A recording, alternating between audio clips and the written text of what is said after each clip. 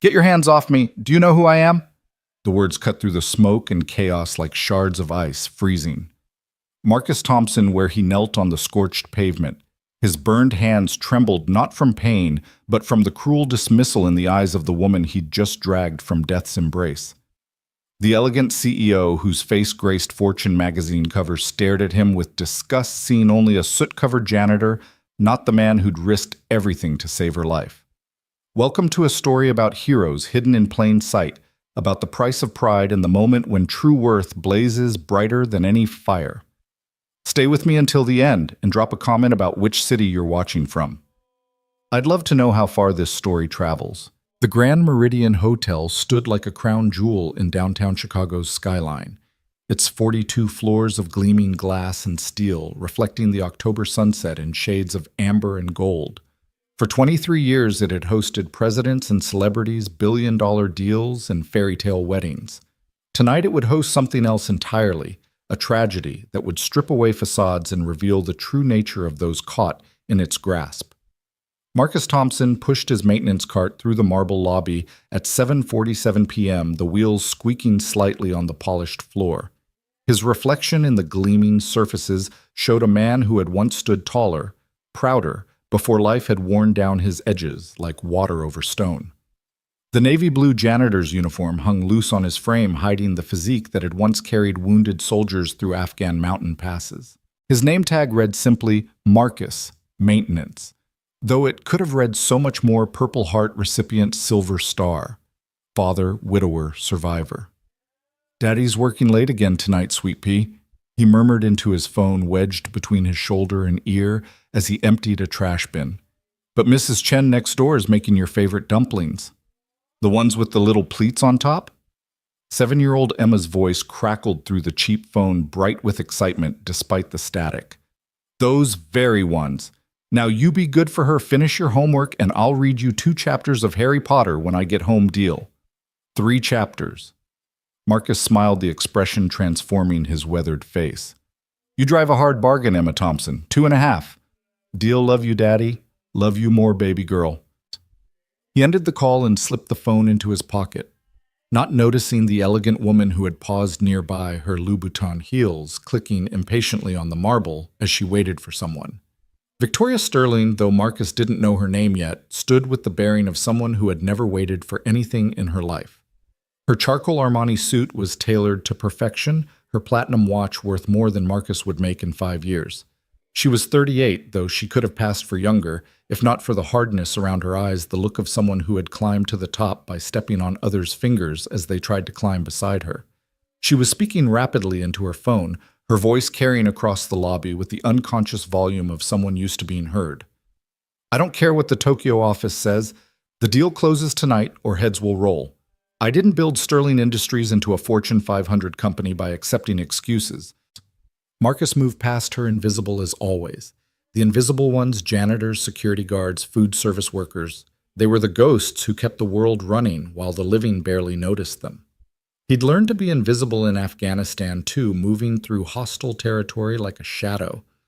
But that had been by choice for survival. This invisibility was different. This was the invisibility of the dismissed, the overlooked, the deemed unimportant. The lobby bustled with its usual evening crowd. Business executives heading to the rooftop restaurant, tourists gawking at the 3-story waterfall feature, a wedding party posing for photos near the grand staircase. Marcus navigated through them all with practiced ease, his cart weaving between designer luggage and distracted pedestrians. He was heading toward the service elevator when he noticed a smell that didn't belong. Beneath the lobby's signature scent of jasmine and sandalwood, there was something else. Something acrid, chemical wrong. His military training kicked in before his conscious mind could process it. That smell, he knew it from Kandahar, from convoy routes lined with IEDs.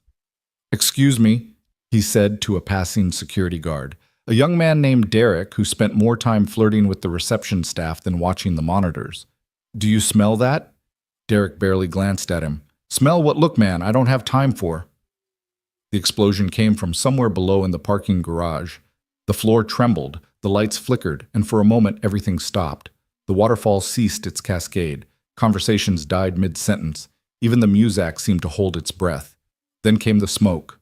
It poured from the stairwell doors like a living thing, black and thick and hungry. The fire alarms shrieked to life, their piercing wail mixing with the first screams of panic. The elegant lobby transformed into chaos in seconds. The wedding party scattered the bride, tripping over her train. Tourists pushed and shoved toward exits that were already clogging with bodies. Marcus's mind shifted into combat mode, the lobby becoming a battlefield to assess. Primary exits, main entrance, two side doors, service entrance. Secondary exits, kitchen access loading dock. Obstacles, overturned luggage, fallen decorative plants, the human stampede itself.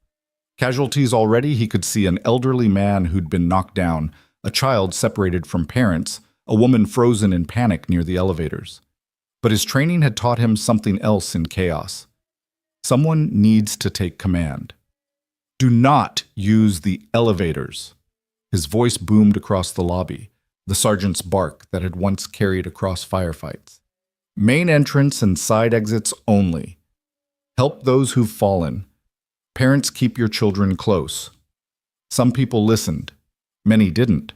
The smoke was thickening, rolling across the coffered ceiling like storm clouds. The sprinkler system activated, adding to the chaos as cold water rained down, making the marble floors treacherous. Marcus abandoned his cart and moved toward the elderly man who'd been trampled. He helped him to his feet, supporting his weight as they moved toward the exit. "You're okay, sir. Just keep moving. That's it." He passed the man to a younger couple and turned back. The child, a boy of maybe 5, stood crying near the concierge desk, calling for his mommy. Marcus scooped him up without hesitation. "I've got you, buddy. We're going to find your mom, okay." "What's her name?" "Sarah," the boy wailed. "Sarah, mommy." "Sarah!" Marcus bellowed over the chaos. "Sarah, your son is here." A woman's frantic voice responded from near the main entrance, and Marcus pushed through the crowd to reunite them. The mother sobbed her thanks, but Marcus was already moving, already searching for the next person who needed help. The smoke was getting thicker, darker. The pleasant coolness of the sprinklers was giving way to heat, intense growing heat from below. The fire was climbing, feeding on the hotel's bones, racing through ventilation shafts and stairwells. Most of the lobby had cleared now, streams of people pouring onto Michigan Avenue, where sirens were already wailing. Marcus should have left too. Emma needed him. She needed her father to come home tonight to read her those chapters he'd promised to be there when she woke up tomorrow. But then he saw her. Victoria Sterling was on the ground near the grand staircase, partially hidden by the smoke.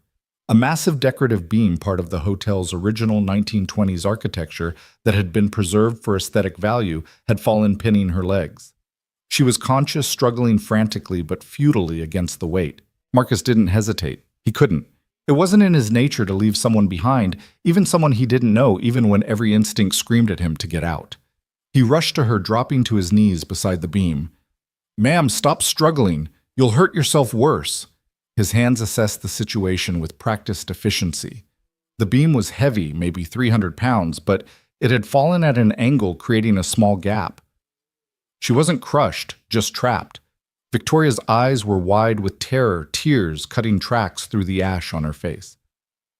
"Please," she gasped, and in that moment she wasn't a CEO or a millionaire or anyone special. She was just a human being afraid of dying.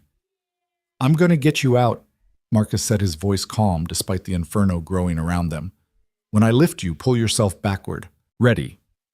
He positioned himself, remembering the deadlift form that had kept him strong through deployment, through single fatherhood, through long nights of manual labor.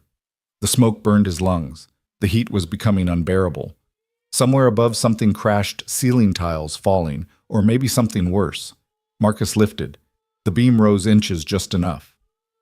"Now move." Victoria dragged herself backward, gasping, sobbing.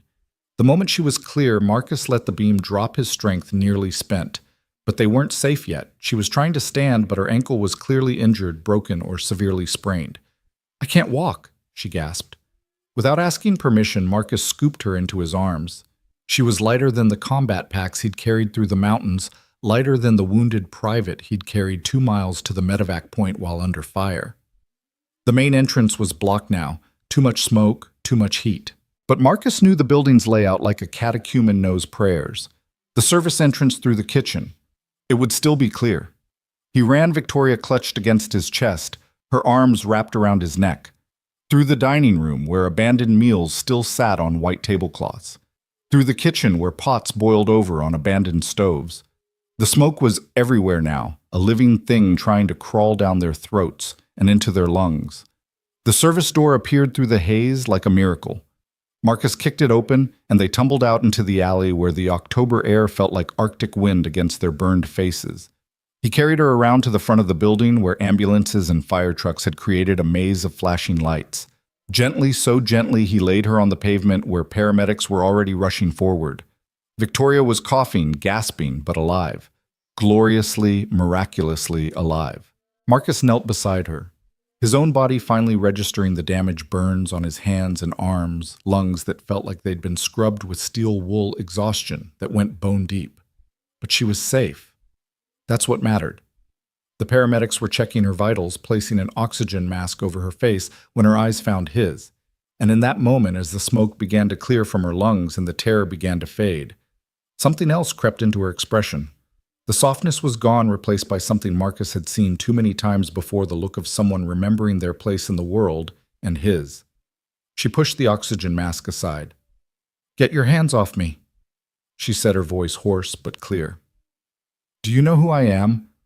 The words hit Marcus like shrapnel.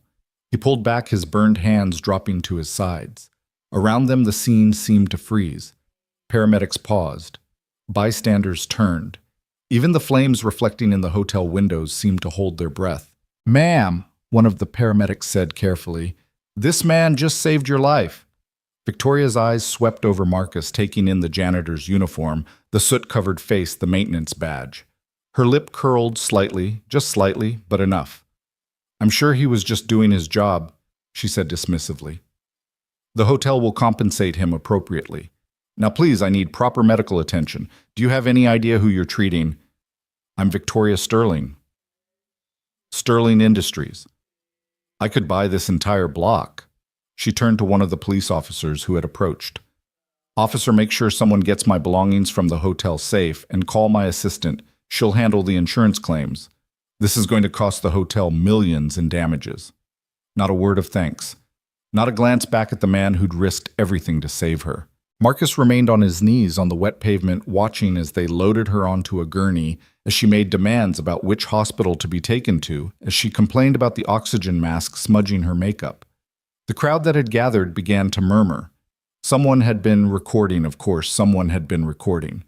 This was the age of phones and viral moments where human drama became content before the blood had dried. "Did you see that? He saved her life. What a bitch. Is that really Victoria Sterling, the CEO?" Marcus stood slowly, his legs unsteady. A paramedic approached him, a young woman with kind eyes. "Sir, we need to check you out. Those burns." "I'm fine," Marcus said quietly. "Sir, please. You've got second-degree burns at minimum. Smoke inhalation. You need treatment."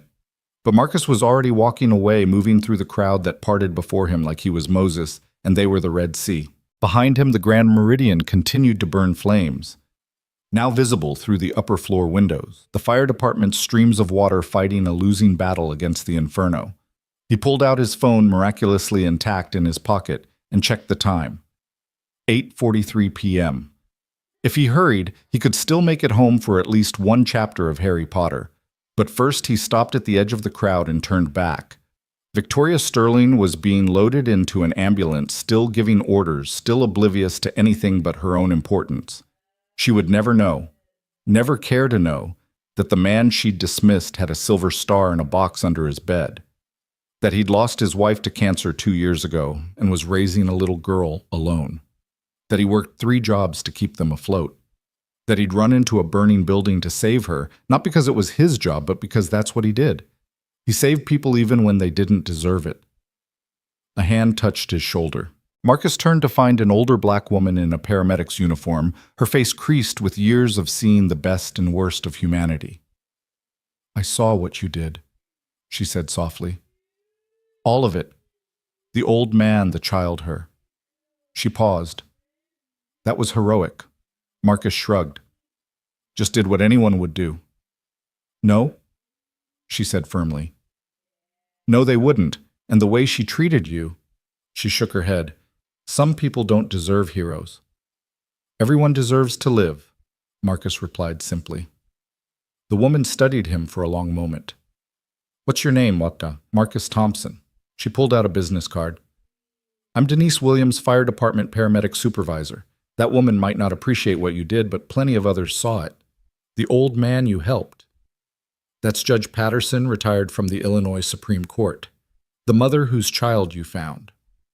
She's a reporter for the Tribune. Sometimes good deeds don't go unnoticed, even when they go unthanked. Marcus took the card but said nothing. He was thinking of Emma, of the story he'd read to her tomorrow about heroes and villains and the choices that define us. As he walked away from the burning hotel, he didn't see the young man with the phone who had captured everything. The rescue, the dismissal, the quiet dignity of his departure. He didn't see the way Judge Patterson was already speaking to reporters, his aged voice carrying across the crowd. That man is a hero. I don't care what uniform he wears. Marcus Thompson disappeared into the Chicago night, just another invisible man in a city full of them. But invisible things have a way of becoming visible when light shines in the right direction. And tonight a fire had been lit that would illuminate more than just the Grand Meridian Hotel. The walk home took 40 minutes. Marcus could have taken the L, but he needed the air needed to let the October wind clean the smoke from his lungs and the bitter taste from his mouth. His hands throbbed. The adrenaline was wearing off, and the burns were making themselves known. Tomorrow, he'd have to figure out how to work with bandaged hands. Tonight, he just needed to get home to Emma. The apartment building in Bridgeport was a far cry from the Grand Meridian's marble and gilt. 5 stories of fading brick, a front door that required a shoulder check to open properly, stairs that creaked their age with every step. But it was home, and it was theirs, and the neighbors looked out for each other in a way that all the money in Victoria Sterling's bank accounts couldn't buy. Mrs. Chen opened her door before Marcus could knock her weathered face creasing with concern. Marcus, we saw the news, the hotel fire. Were you there? I'm okay, Mrs. Chen. How's Emma? Asleep on my couch, the little angel. She tried to wait up for you but couldn't make it past 8:30. She peered at his hands. Those need treatment. Tomorrow, Marcus said. Thank you for watching her. Always, dear boy, always. Marcus carried Emma to their apartment 2 doors down, her small body warm and trusting against his chest. She stirred slightly as he tucked her into bed, mumbling something about dragons and magic wands. He sat on the edge of her bed for a long moment, watching her breathe, remembering another night 2 years ago when he'd sat in the same spot wondering how he'd raise her alone. Caroline had been the strong one, the one with the college degree and the career plans. Marcus had been happy to work with his hands to support her dreams while she supported theirs. When the cancer took her, it had taken his compass too. But Emma was his North Star, now the fixed point around which everything else orbited. He kissed her forehead gently, then went to the bathroom to finally examine his hands. Second-degree burns, definitely. They'd blister by morning, make tomorrow's shift at the warehouse agony. But he'd worked through worse. You did what you had to do. His phone buzzed, a text from his supervisor at the hotel. Saw the news, you okay? Take tomorrow off if you need. Marcus almost laughed. Tomorrow off meant a day without pay, meant coming up short on rent, meant telling Emma they'd have to wait another month for those new school shoes she needed. Heroes couldn't afford days off. He was wrapping his hands in gauze from the medicine cabinet supplies left over from Caroline's treatments because even medical tape was too expensive to waste when his phone rang. Unknown number. Mr. Thompson, this is Channel 7 News. We have video of your heroic rescue at the Grand Meridian tonight. We'd like to interview you for the morning show. Marcus hung up. Then he turned off his phone. Tomorrow would bring what it brought. Tonight he just wanted to sit in his daughter's room and watch her sleep safe and whole and unaware that her father had been a hero and been treated like nothing in the span of the same heartbeat. But the world wouldn't let him rest. Not tonight. An hour later, the buzzer rang, then rang again, and again. Marcus finally answered, ready to tell whatever reporter had found his address to leave him alone. Mr. Thompson. The voice was older, dignified. This is Judge Patterson. You helped me tonight at the hotel. I'm downstairs with someone who needs to speak with you. It's important. Marcus almost ignored it. But Judge Patterson, he remembered the old man's frightened eyes, the way his thin hand had gripped Marcus's arm as he'd helped him to safety. 1 minute, Marcus said. He checked on Emma still sleeping, then headed downstairs. Judge Patterson stood in the dim lobby light, his suit still showing signs of the night's chaos. Beside him was a younger woman, early 30s maybe, with intelligent eyes behind wire-rimmed glasses. Mr. Thompson, this is Sarah Chen. No relation to your neighbor, I'm told. She's the mother whose boy you found tonight. Marcus recognized her now, though she'd been wild with panic then. Your son, okay. Thanks to you, yes. Her voice was thick with emotion. Mr. Thompson, I'm a senior reporter at the Tribune. What happened tonight, what you did, and how that woman treated you, it's already going viral. The video has 2 million views in the past hour. I didn't ask for... I know, she interrupted gently. But sometimes stories choose us. Judge Patterson has been telling me about your military service. Purple Heart, Silver Star. Marcus said nothing.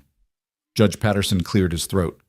Son, I spent 40 years in law seeing people at their best and worst.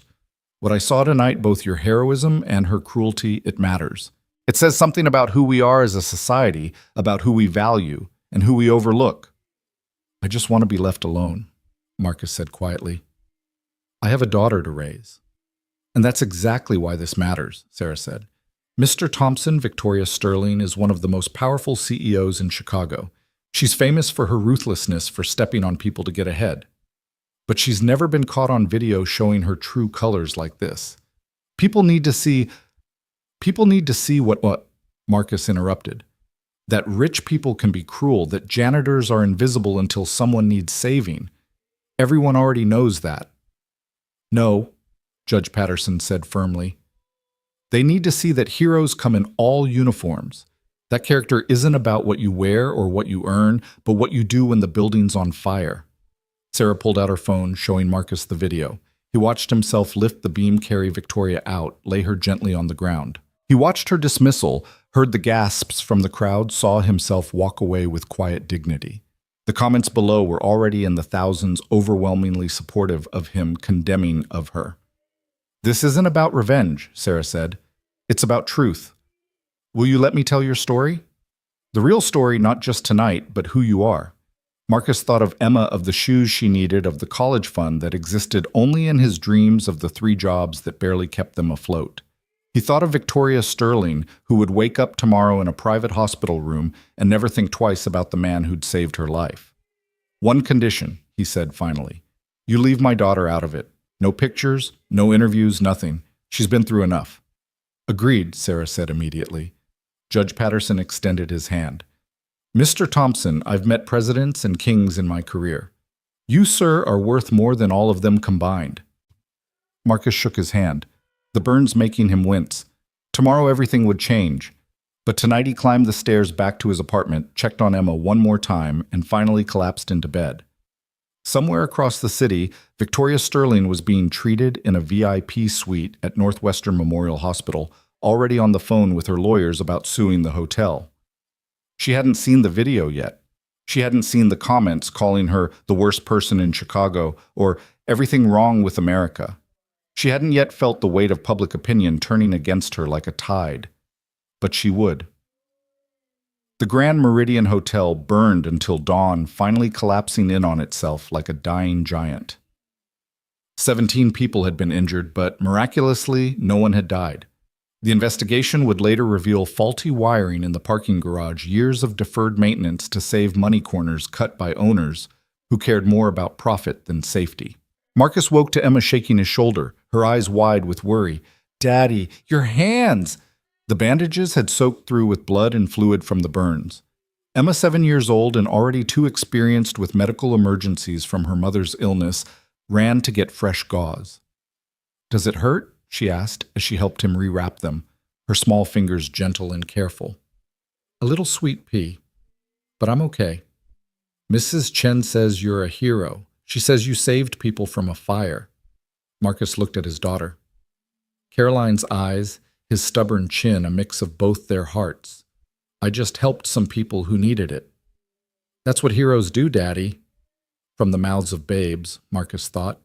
He made Emma breakfast scrambled eggs and toast the bread a day old from the discount bakery, but she never complained and got her ready for school. The normalcy of the routine felt like armor against whatever was waiting outside their door.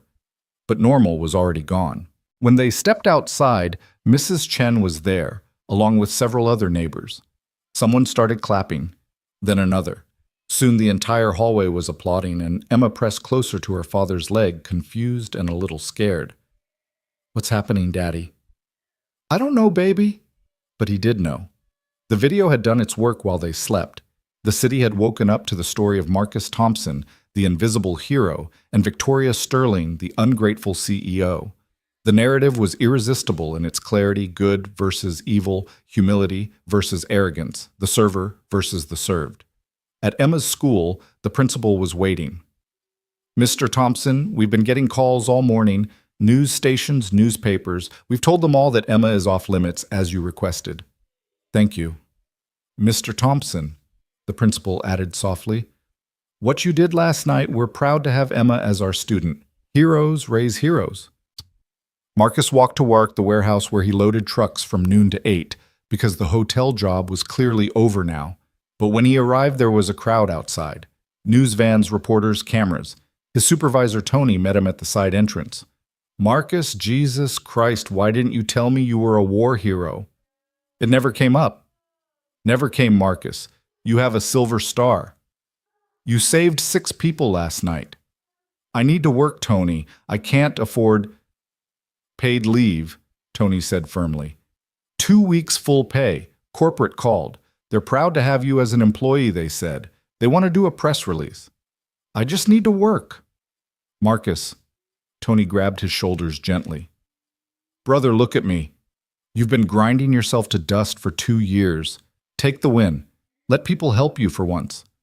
But Marcus had forgotten how to accept help.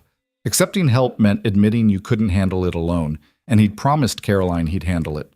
His phone had been ringing nonstop. He finally turned it back on to find hundreds of messages.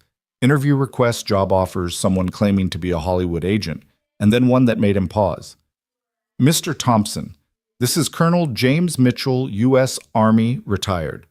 I served in Afghanistan during your deployment. I remember hearing about you, the sergeant who carried Private Williams 2 miles under fire. I'm now on the board of directors for Veterans United Foundation. We need to talk. There are opportunities here, ways we can help you that have nothing to do with charity and everything to do with what you've earned." Marcus listened to the message twice. Colonel Mitchell. He remembered the name, remembered the man who'd pinned the silver star on his chest in a ceremony that felt like a lifetime ago. He was about to call back when another text came through, this one from Sarah Chen at the Tribune. "Victoria Sterling just held a press conference. You need to see this." He says Sarah had included a link. Marcus clicked it, standing in the warehouse break room while his coworkers pretended not to watch. Victoria Sterling stood behind a podium at Sterling Industries headquarters, her arm in a sling, a carefully placed bandage on her forehead. She was immaculate despite the injuries, every hair in place, makeup perfect. "Last night, I experienced a traumatic event." She began, her voice carrying just the right amount of vulnerability. "The fire at the Grand Meridian was terrifying, and in my shock and pain, I may have spoken without thinking. I want to be clear. I am grateful to everyone who helped during the evacuation, including the maintenance worker who assisted me." The maintenance worker, not Marcus Thompson, not the hero, the maintenance worker. She continued, "However, I want to address the video that's circulating. It's been edited to remove context. I was in severe pain, possibly concussed, certainly in shock. My words have been taken out of context and weaponized against me." This is what happens in our social media age. A moment of human weakness becomes a viral sensation. Marcus watched her play victim, watched her spin the narrative, and felt something he rarely felt anymore: anger. Not the hot anger of youth, but the cold, deep anger of someone who'd seen too much injustice to be surprised by it anymore. The reporters were asking questions now. "Ms. Sterling, have you reached out to thank Mr. Thompson personally?" "I've been focused on my recovery. I'm sure the hotel will handle any appropriate recognition for their employee." Their employee. Like he'd been on the clock. Like saving her had been just another item on his maintenance checklist. "Ms. Sterling, Were you aware that Mr. Thompson is a decorated veteran, that he has a Purple Heart and Silver Star? For the first time, Victoria's composure cracked slightly. No, I wasn't aware. But that doesn't change the fact that this video has been edited to create a false narrative. What's false about it? Another reporter called out. You did tell him to get his hands off you. You did ask if he knew who you were. Again, I was in shock. I'm not going to apologize for being human for having a moment of confusion after nearly dying. Marcus turned off the video. He'd heard enough. The warehouse break room fell silent as Marcus switched off his phone, his coworkers exchanging uncomfortable glances. Tony cleared his throat, searching for words that wouldn't sound hollow after what they'd just witnessed. Outside, the reporters were still gathering their voices, carrying through the thin walls like distant thunder promising a storm. That woman, Tony finally said, shaking his head. She's really going to play it that way. Marcus said nothing, just stared at his bandaged hands.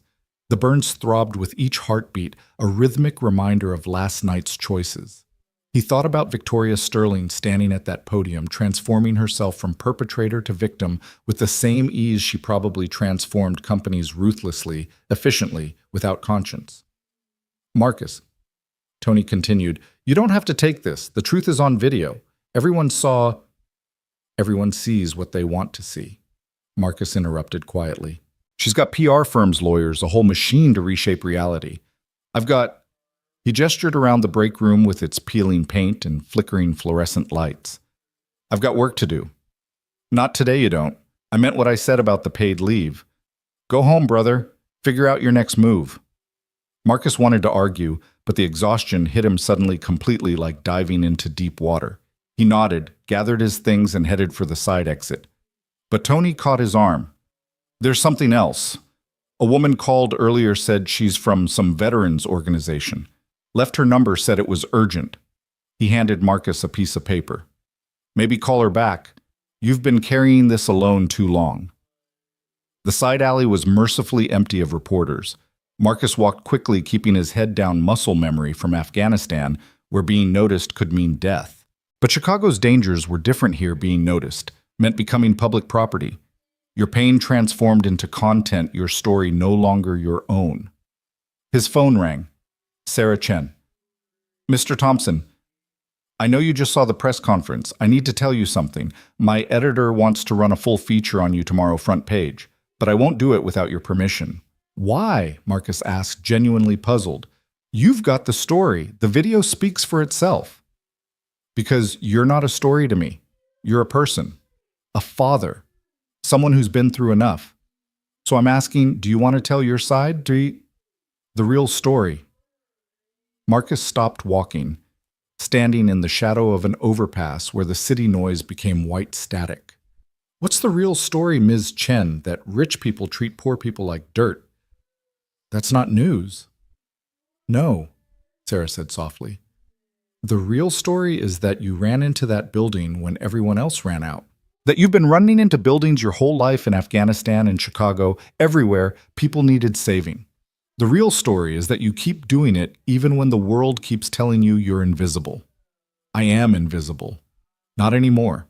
That's what Victoria Sterling doesn't understand. She made you visible, and now Chicago wants to see who you really are. Marcus thought about Emma, about the apartment with its leaking faucets and drafty windows, about the 3 jobs that barely kept them afloat. Visibility meant scrutiny. It meant people digging into Caroline's death, into his struggles, into every failure and compromise that survival demanded. I need to think about it, he said.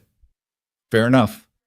But Mr. Thompson, whatever you decide, you should know that Judge Patterson has started something. He's been calling every contact he has, telling them about you. And that colonel who called you James Mitchell, he's serious about helping.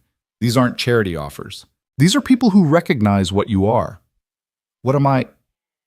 The real thing. In a city full of facades, you're the real thing. After Sarah hung up, Marcus stood in the underpass shadow for a long moment, watching the city flow past. Cars full of people rushing to important meetings, making important deals, living important lives. None of them knowing that last night a janitor had decided they were all worth saving. He called the number Tony had given him. A woman answered on the first ring. Veterans United Foundation, this is Director Patricia Reeves. This is Marcus Thompson. You called my work Mr. Thompson. Her voice brightened with genuine warmth.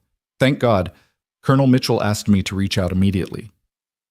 We've seen the video, of course, but more importantly, we've pulled your service record. Sergeant Thompson, what you did in Afghanistan, what you did last night, this is who you are. Ma'am, I appreciate. Please let me finish. We have a program privately funded specifically for veterans like you. Single parents, combat decorated, struggling with civilian transition. It's not charity, Sergeant. It's recognition. It's what you've earned but never claimed.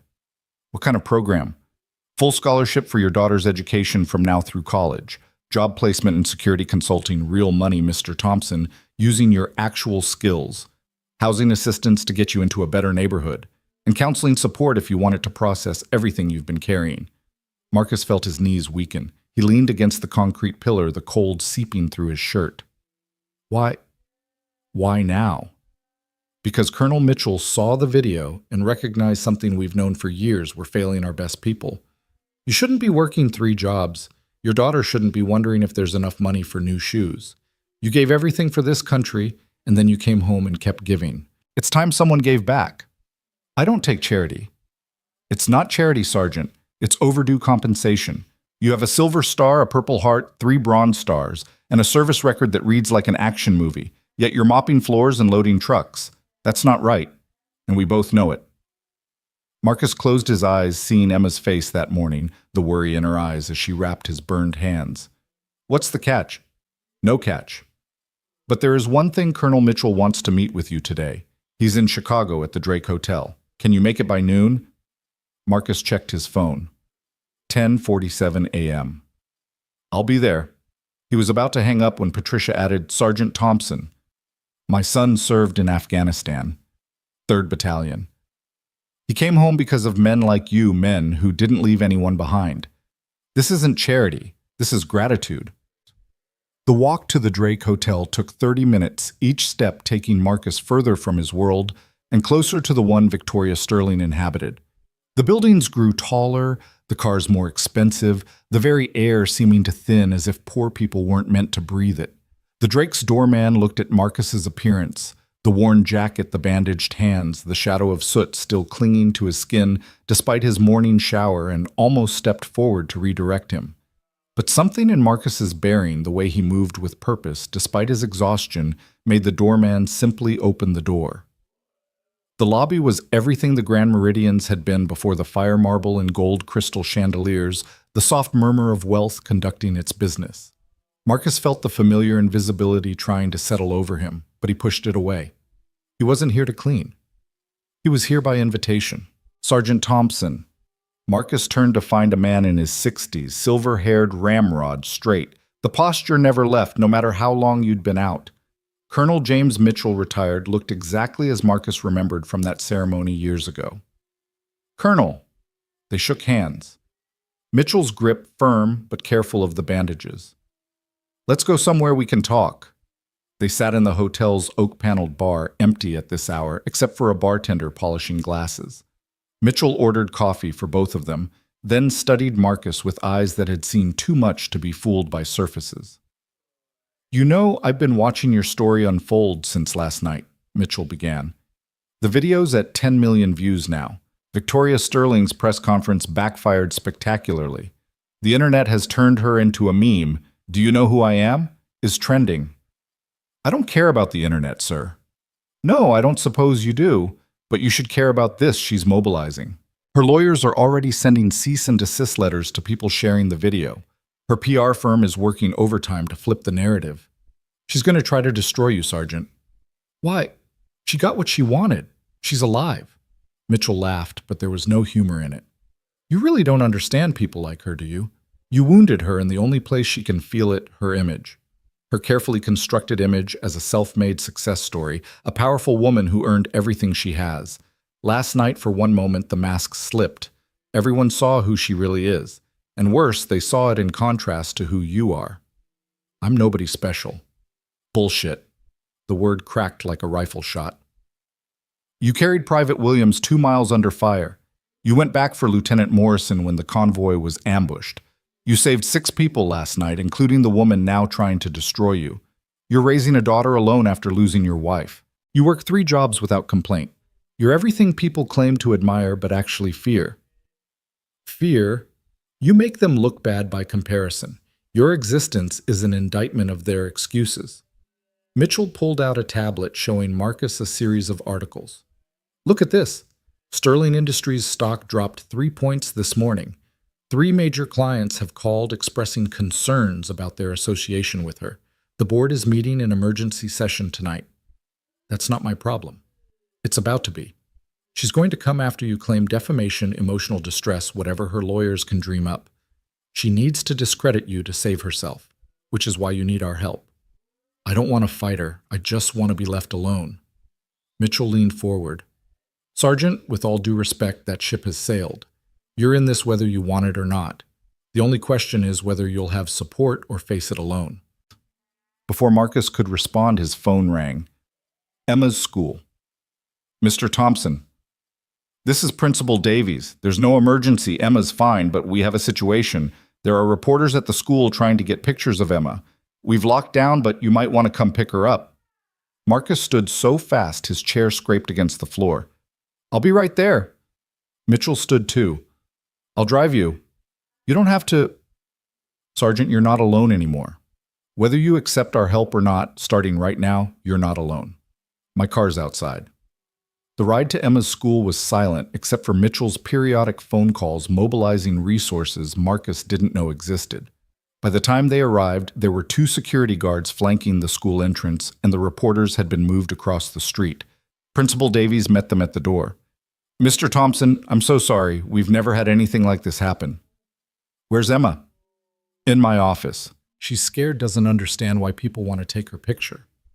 Marcus found his daughter sitting in the principal's big chair, her legs swinging, not quite reaching the ground. When she saw him, she launched herself into his arms. Daddy! There are people with cameras. Mrs. Davies won't let me go to recess. It's okay, Sweet Pea. We're going home. But I have art class after lunch. We're painting butterflies.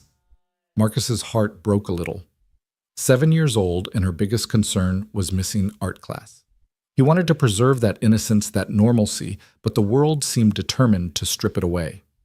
We'll paint butterflies at home. Okay, better butterflies. As they prepared to leave, Mitchell made a call. Within minutes, a plan was in place. Security would escort them out the back, a car would take them home, and guards would watch their building. All of it arranged with military efficiency, the machinery of privilege working for them instead of against them for once. In the car, Emma pressed against Marcus's side, unusually quiet. Finally, she asked, Daddy, are we in trouble? No, baby, we're not in trouble. Then why is everyone acting weird? Marcus struggled for an answer that would make sense to a 7-year-old. You know how sometimes in your books someone does something good and everyone wants to know about it? Like when Harry saved everyone from the basilisk. Exactly like that. Last night, Daddy helped some people, and now everyone wants to know about it. But Harry didn't like being famous. It made everything harder. Out of the mouths of babes, Marcus thought again. You're right, it does make things harder, but we'll figure it out okay. Emma nodded, then asked the question Marcus had been dreading. The lady on Mrs. Chen's TV said you saved someone who wasn't nice to you. Why would you save someone mean? Mitchell, sitting in the front seat, turned slightly to hear the answer. Marcus chose his words carefully. Because, Sweet Pea, what someone does doesn't change what we should do. We do the right thing because it's right, not because of who we're doing it for. Even if they're mean. Especially if they're mean. That's when doing right matters most. Emma considered this with the seriousness only children could bring to moral questions. That's hard. Yeah, baby, it's hard. They were 3 blocks from home when Mitchell's phone rang. He listened, his face darkening, then handed the phone to Marcus. You need to hear this. It was Patricia Reeves from the Veterans Foundation. Sergeant Thompson, I just got a call from Sterling Industries' legal department. They're threatening to sue us if we provide you with any assistance. They claim it would be interfering with pending litigation. What litigation? She's filing charges against you. Assault, emotional distress, and this is creative theft of services for leaving your job post during the emergency. Marcus felt the world tilt. Assault. I saved her life. She's claiming you touched her without consent, causing additional injuries. It's complete bullshit, pardon my language, but she's got a legal team that could drain you dry just fighting it. Marcus looked at Emma, still pressed against his side, drawing patterns on the foggy window with her finger. Everything he'd built, as fragile as it was about to come crashing down. What do I do? Fight, Patricia said simply. We've got lawyers too, and more importantly, you've got the truth. But Marcus had learned long ago that truth was just another weapon, and usually the person with the most lawyers determined how it was aimed. When they reached the apartment building, Mrs. Chen was waiting in the hallway with several other neighbors. The old woman's face was fierce with protective anger. That woman on the news, she spat, saying you hurt her. We all saw the video. The whole world saw. It's okay, Mrs. Chen. No, it's not okay. She pulled out her phone, showing him something. Look what my granddaughter found. It was a social media page, #Team Marcus, with hundreds of thousands of members already. People sharing the video, sharing their own stories of being dismissed, disrespected, made invisible by people with power. Veterans posting about their struggles. Single parents talking about working multiple jobs. Janitors, security guards, food service workers.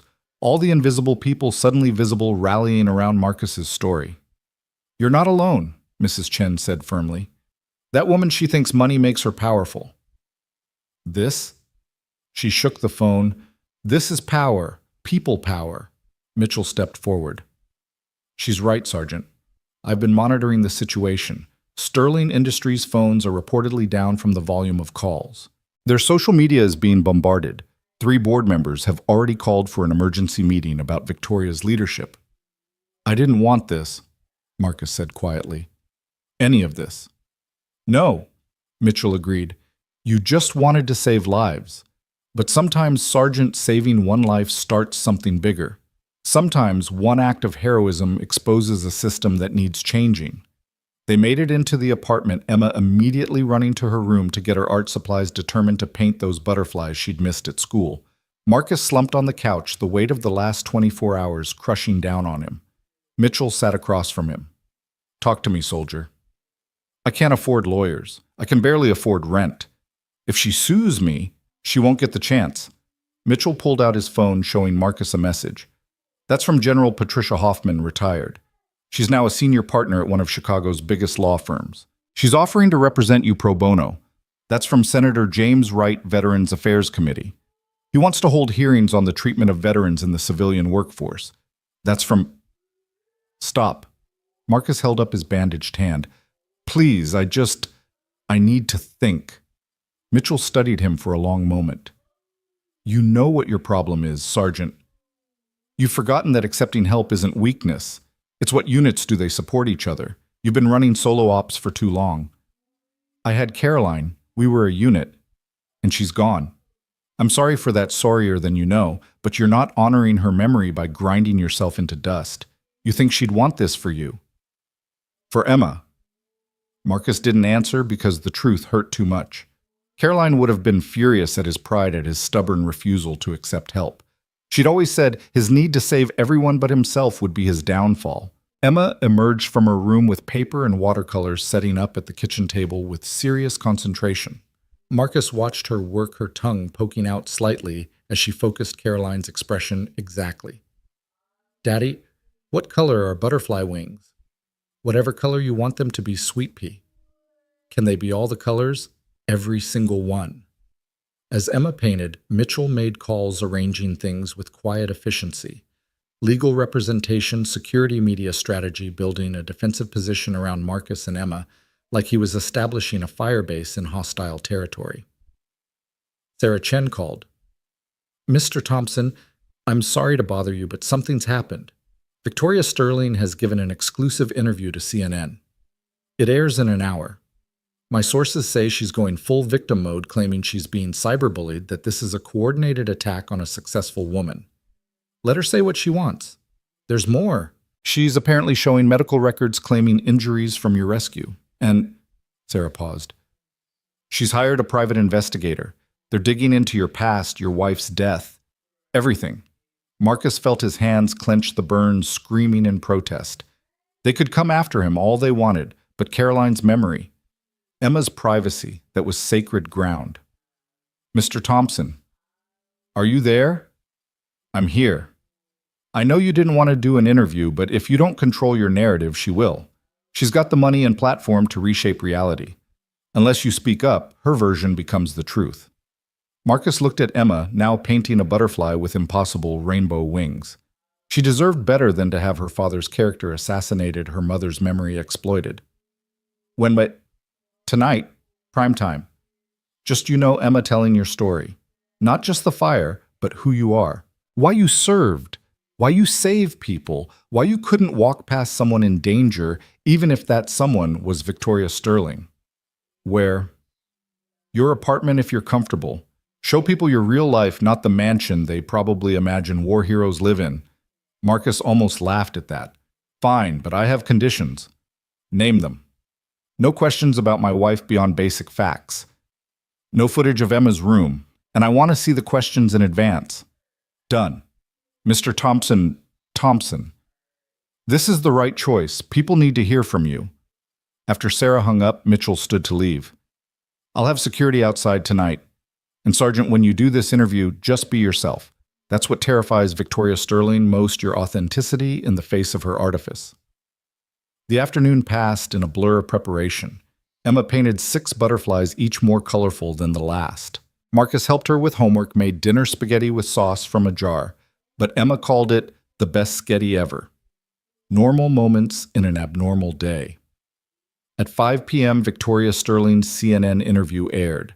Marcus didn't want to watch, but Mitchell, who'd returned with the security team, insisted he needed to know what he was up against. Victoria sat in a pristine studio, her injuries strategically visible, the sling, the bandage, subtle bruising on her temple that hadn't been there this morning. She spoke in measured tones, her voice breaking at calculated moments. I've built my company from nothing, she said, dabbing at her eyes. I've worked 18-hour days, sacrificed everything, and now because of one moment where I was confused and in pain, I'm being destroyed by a mob. The interviewer, clearly sympathetic, nodded along. The video has been brutal, the online response particularly vicious. It's been horrific. Death threats, calls for my resignation. All because I didn't react perfectly in a moment of trauma. And the man in the video, he's being treated like a saint, but nobody asks why he waited so long to help me. Nobody asks if he could have prevented my injuries with faster action. Marcus stood abruptly, unable to watch more. She was rewriting history in real time, turning his hesitation into negligence, his heroism into opportunism. Emma looked up from her homework. Daddy, why is the lady on TV lying? Marcus turned to find his daughter had been watching from the doorway. Her face was scrunched in confusion, the way it got when the world didn't make sense. Sometimes people lie when they're scared, baby. What's she scared of? The truth. Sarah Chen and her camera crew arrived at 7 p.m., transforming the small apartment into a makeshift studio. They were respectful, professional, keeping their promise not to film Emma's room or include her in any shots. Just be yourself, Sarah said as they prepared. No performance, no script. Just talk to me like we're having coffee. The interview began simply. Sarah asked about his service and Marcus gave brief factual answers. She asked about the fire, and he walked through it moment by moment, his voice steady and unemotional. Then she asked the question that changed everything. Mr. Thompson, Victoria Sterling suggests you could have acted faster, prevented her injuries. How do you respond? Marcus was quiet for a long moment, looking at his bandaged hands. When he spoke, his voice carried the weight of every life he'd saved and lost. In Afghanistan, I learned that you can't save everyone. You can only save who's in front of you, who you can reach. Mrs. Sterling says I waited too long. I was pulling an elderly man to safety. I was reuniting a child with his mother. I was doing what I've always done, trying to save as many as possible. And when you saw her, I saw a human being who needed help. That's all. Not a CEO, not someone rich or poor, just someone who was going to die if I didn't act. Despite how she treated you, do you regret saving her? Marcus looked directly at the camera. No, because my actions aren't dependent on someone else's character. I didn't save Victoria Sterling, the CEO. I saved a person. The fact that she turned out to be someone who could dismiss me so easily, that's about her, not about me. You have a daughter. What do you want her to learn from this? For the first time, emotion cracked through Marcus's composure. I want her to know that doing right isn't about recognition or gratitude. It's about being able to look at yourself in the mirror and know you did what you could. I want her to understand that everyone has value, whether they're mopping floors or running companies. And I want her to know that her dad, whatever his failures, tried to leave the world a little better than he found it. Sarah asked a few more questions, then something unexpected. Mr. Thompson, is there anything you'd like to say to Victoria Sterling? Marcus considered, then shook his head. No, she knows what happened. She knows who pulled her out. What she does with that knowledge is her choice. As the crew packed up, Sarah pulled Marcus aside. That was powerful. It'll air at 10 right after Sterling's interview replays. The contrast. People will see it. After everyone left, Marcus sat with Emma as she got ready for bed. She was quieter than usual, processing the day's strangeness. Daddy, she said as he tucked her in, the lady on TV made you sad. A little bit sweet pea. Why did you save her if she's mean? Marcus sat on the edge of her bed, choosing his words carefully. You know how in your books the heroes always save everyone, even the villains? Yeah, but the villains usually turn good after. In real life, they don't always turn good. But we save them anyway because that's what makes us heroes, not them. Emma considered this. That seems unfair. It is unfair. But fairness isn't why we do good things. Then why? Marcus kissed her forehead. Because someone has to. Because if we only help people who deserved it, who would decide what deserving means, better to help everyone and let them decide what to do with that help. As Emma drifted off to sleep, Marcus's phone buzzed with a message from Mitchell. Heads up. Sterling's lawyers just filed an emergency injunction to stop your interview from airing. It won't work, but she's trying. Marcus stepped onto his small balcony looking out at the city lights. Somewhere out there, Victoria Sterling was in her penthouse, surrounded by lawyers and publicists trying to reshape reality to her will. And here he stood in a two-bedroom apartment with peeling paint and a leaking faucet with nothing but the truth. His phone rang. Unknown number. Mr. Thompson. This is James Morrison. Marcus's breath caught. Lieutenant Morrison, whose life he'd saved in Afghanistan, who'd gone on to become a successful tech entrepreneur. Lieutenant, not anymore Sergeant. Listen, I just saw the news. What this woman is doing to you. I owe you my life, Marcus. Everything I've built, my company, my family, none of it exists without you. It's time I paid that debt. There's no debt. There is, and I'm not the only one. Williams is here with me. So is Patterson, not the judge, our Patterson from the unit. We've all done well, Marcus, and we've all been watching you struggle in silence, too proud to ask for help. That ends now. I know what you don't want, but what about what Emma needs? What she deserves? Let us help Marcus. You've been carrying everyone else long enough. Let someone carry you for a change. Marcus felt something break inside him, some wall he'd built around his pride and pain. Maybe it was exhaustion. Maybe it was the accumulated weight of 2 years of grinding poverty, or maybe it was just the simple sound of brotherhood in Morrison's voice. Okay, he said quietly. Okay. Morrison's voice carried through the phone with the same steady confidence that had made him a natural leader even as a young lieutenant. We've already set things in motion, Marcus. Williams has contacts at every major news outlet. He's been feeding them. Your service record, the real stories behind those medals. Patterson's law firm is preparing a countersuit against Sterling for defamation and intentional infliction of emotional distress. And me, I've got something special planned. What kind of special? Marcus asked, wary of his old comrade's initiative. He knew these men, they didn't do anything halfway. You'll see tomorrow morning. Just make sure you're watching the news around 9. And Marcus, that interview you just did, it's going to change everything. After Morrison hung up, Marcus stood on the balcony until the October cold drove him inside. He checked on Emma once more. She'd kicked off her blankets as usual, one arm flung above her head in unconscious abandon. He covered her gently, then went to his own room where sleep eluded him entirely. At 10 p.m. his interview aired. Marcus watched it alone in his darkened living room, cringing at seeing himself on screen. But as it progressed, His phone began buzzing with messages. Mrs. Chen, you made this old woman cry. Tony from the warehouse. Proud to know you, brother. Even Principal Davies. Your daughter has an extraordinary father. The interview had been edited skillfully, intercutting his words with footage from the fire, his military service records, photos Caroline's sister had provided of happier times. When it reached the part about Emma, about wanting her to know her father tried to leave the world better, the image shifted to show the wall of his apartment where Emma's artwork hung dozens of pictures, each signed with a crooked Emma T and a heart. But it was the contrast with Victoria's earlier interview that struck hardest. Her calculated tears versus his quiet dignity. Her accusations versus his simple recounting of facts. Her designer suit versus his worn flannel shirt. The narrative was clear without anyone having to spell it out. Authenticity versus artifice, service versus selfishness, hero versus victim playing villain. Marcus's phone rang. Sarah Chen. The response is unprecedented, she said without preamble. Our website crashed from traffic. #T Marcus is the #1 trending topic globally, and Mr. Thompson Victoria Sterling's board has called an emergency meeting for tomorrow morning. That's not my concern. It should be. My sources inside Sterling Industries say several board members were appalled by her CNN interview. They think she's damaging the brand. There's talk of a vote of no confidence. Marcus felt no satisfaction at this news. He hadn't wanted to destroy anyone, he'd just wanted to save a life and go home to his daughter.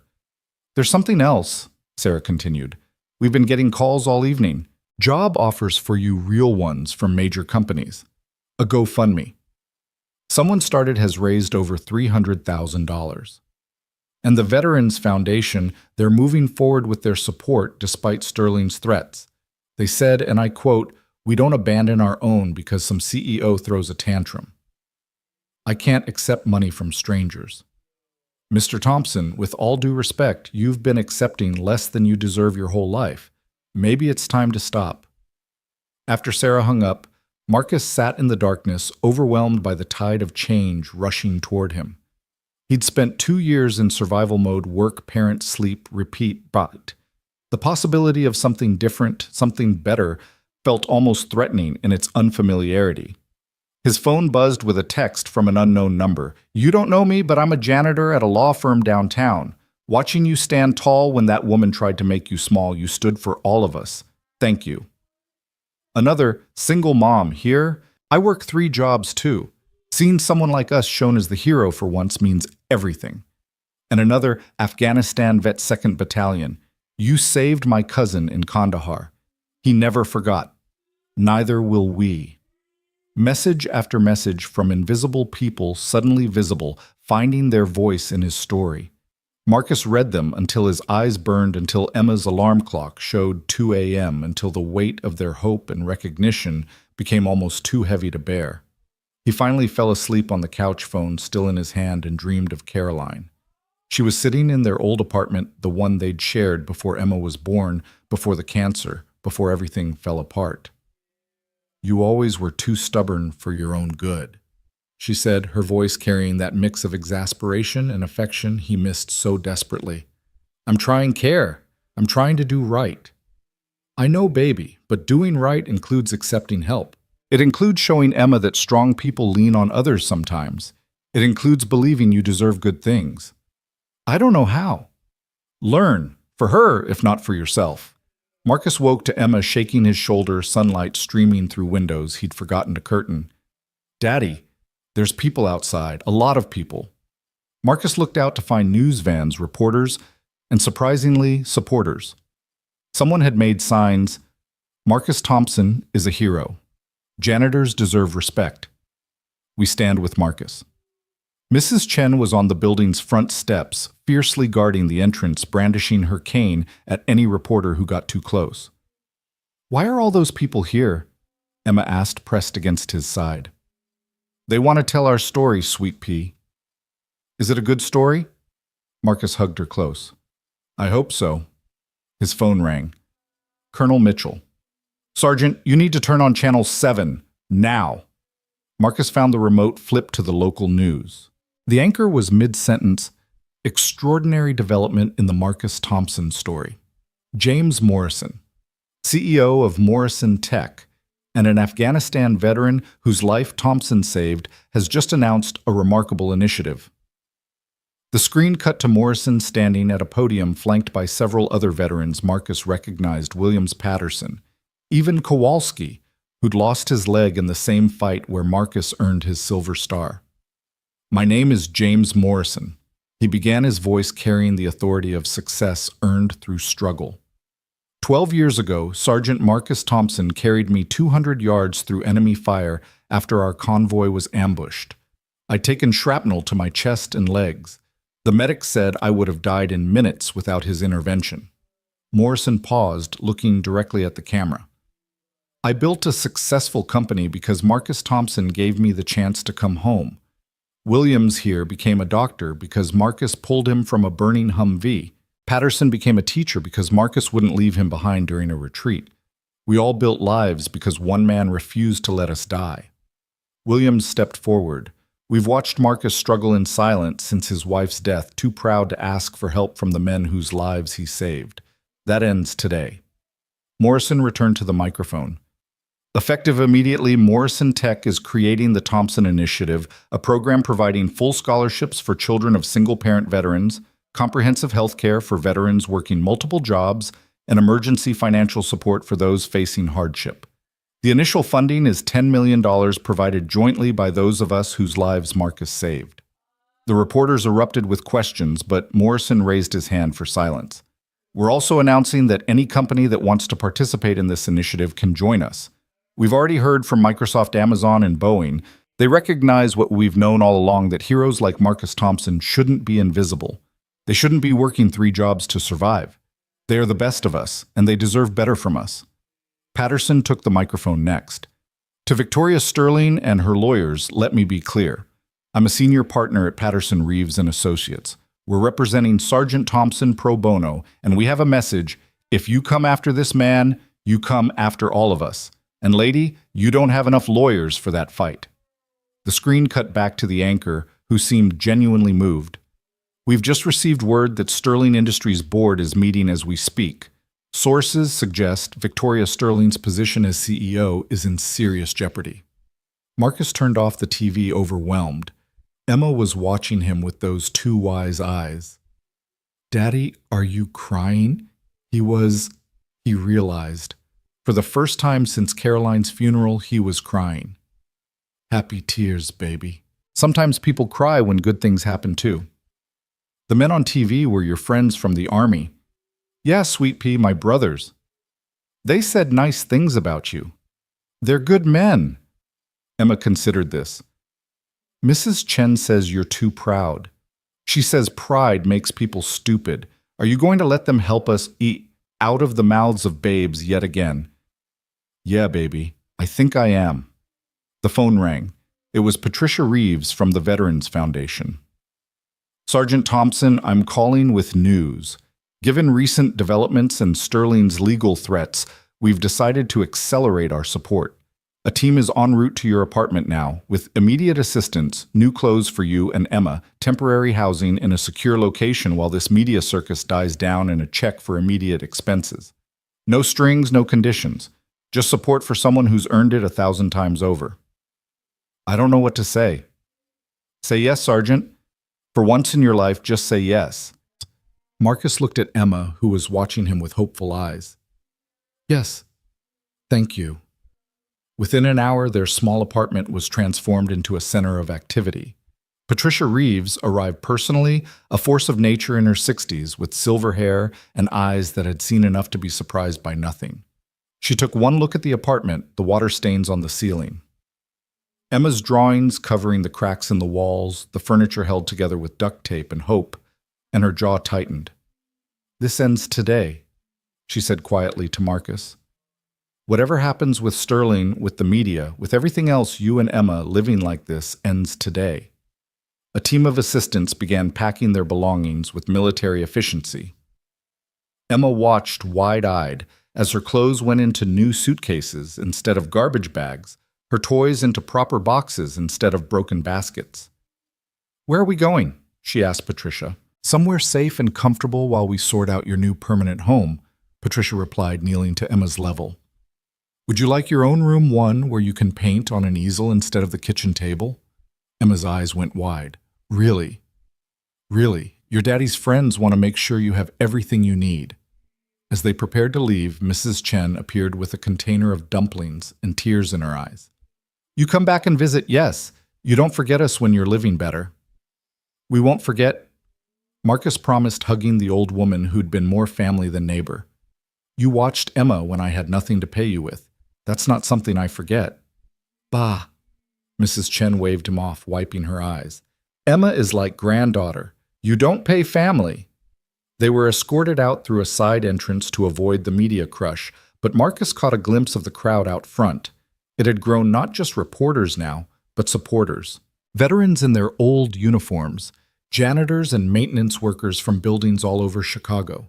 Parents holding signs saying single parents are heroes too.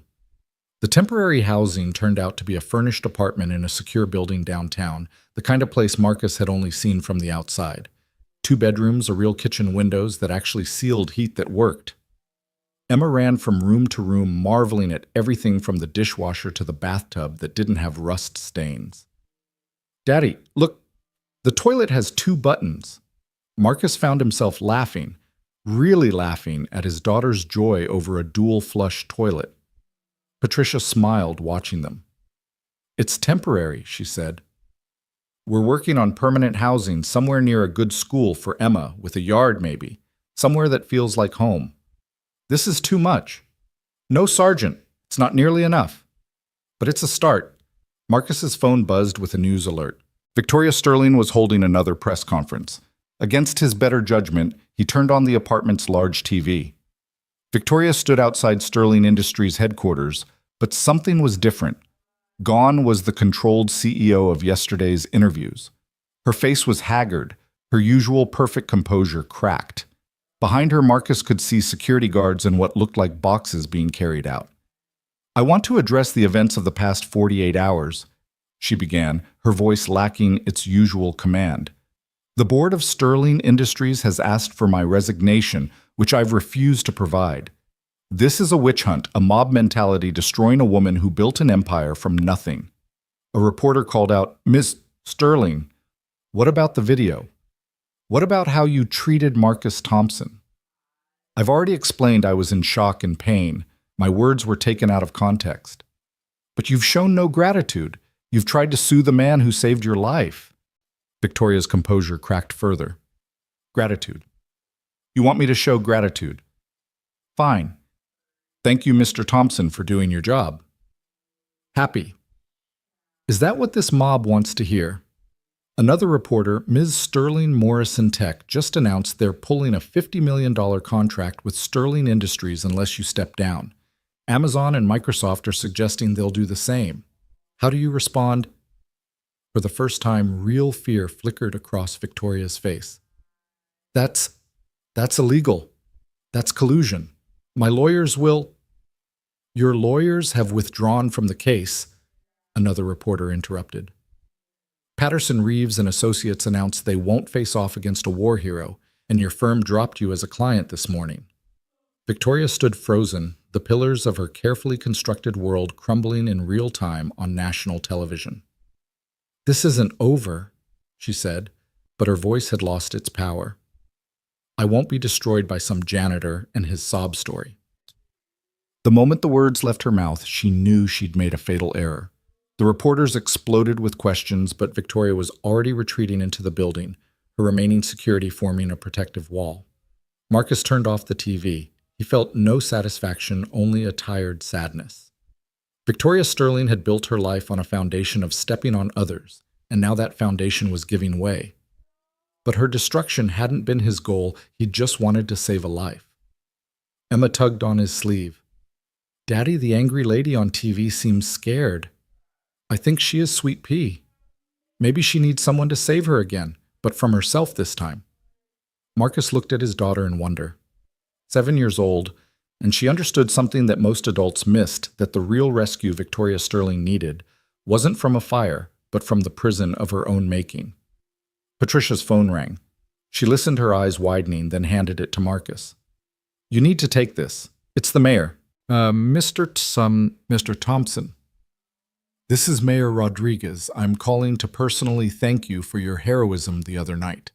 The city of Chicago owes you a debt. I didn't do anything special, sir. That's where you're wrong. You showed us who we should be, people who run toward danger to help others, regardless of who those others are. I'm calling to inform you that the City Council has unanimously voted to award you the Citizens Medal of Honor. The ceremony is tomorrow if you're willing. Marcus looked at Emma, who was listening with rapt attention. I'd be honored, sir. Good. And Mr. Thompson, bring your daughter. The city needs to see that heroes raise heroes. After the mayor hung up, the afternoon became a whirlwind of preparation. Patricia's team brought clothes for Marcus and Emma, not fancy but clean, new, properly fitting. Emma got a dress with butterflies on it that made her spin in circles just to watch the skirt flare. That evening, as Marcus tucked Emma into bed in their temporary new home, she asked, Daddy, is our life changing? Yeah, baby, I think it is. Good change or bad change? Good, I hope. Will you still be you? Marcus kissed her forehead. Always sweet pea. Money meddles, none of that changes who we are inside. Good, because I like who you are inside. As Emma drifted off to sleep, Marcus's phone rang. Unknown number. He almost didn't answer, exhausted by the day's events, but something made him pick up. Mr. Thompson? The voice was different, smaller, uncertain. This is Victoria Sterling. Marcus said nothing, waiting. I wanted... She paused, and he could hear her struggling. My board has given me 24 hours to resign or be terminated with cause. My lawyers have abandoned me. 3 major clients have already pulled their contracts. I've lost everything. Ms. Sterling, I know you have no reason to listen to me. I know what I did was unforgivable, but I need you to understand something. Her voice cracked. I've been fighting my whole life, fighting to be taken seriously, to be seen as more than just a woman in a man's world. I built walls, became hard, forgot that success doesn't require cruelty. Why are you telling me this? Because in that fire, when I thought I was going to die, do you know what I thought about? Not my company, not my money. I thought about how I had no one who would mourn me beyond what I could do for them. And then you appeared, someone who didn't know me, didn't need anything from me, and you saved me anyway. It's what anyone would have done. No, she said firmly. No, it's not. I wouldn't have. That's what terrifies me. I wouldn't have saved someone like me. Marcus was quiet for a long moment. Ms. Sterling, what do you want? I don't know. Forgiveness, understanding, a chance to apologize properly. She laughed bitterly. I called to destroy you because you represented everything I'd convinced myself didn't matter. Kindness, selflessness, genuine human decency. Your existence challenged every choice I'd made to get where I am. And where are you now? Alone in a penthouse that feels like a mausoleum, watching everything I built disappear because I showed the world who I really am. She paused. Mr. Thompson, I'm sorry. Not the strategic apology my lawyers would have written, but genuinely sorry. You saved my life, and I repaid you with cruelty. Your daughter is lucky to have a father who shows her that strength and kindness aren't opposites. Thank you for saying that. The interview tomorrow, the ceremony. You deserve it. All of it. Everything good coming your way, you've earned it. Ms. Sterling. Victoria. I think after everything you can call me Victoria. Victoria, what are you going to do now? She was quiet for so long, Marcus thought she'd hung up. Then, I don't know. For the first time in my life, I honestly don't know. Maybe that's not a bad thing. Maybe it's time I learned what you already know, that there's more to life than winning. After she hung up, Marcus stood in the darkness of the unfamiliar apartment, processing the conversation. Victoria Sterling had climbed so high she'd forgotten what the ground looked like, and now she was falling. But maybe, just maybe, the fall would teach her what the climb never could, that the view from the top meant nothing if you stood there alone. His phone buzzed with a text from Morrison. Saw Sterling's press conference disaster. Couldn't happen to a more deserving person. You okay? Marcus typed back, yeah. Just tired. Rest up, Sergeant. Tomorrow, Chicago celebrates its real heroes, and you're first in line. Marcus checked on Emma one more time, still asleep, one arm wrapped around the stuffed bear Caroline had given her years ago.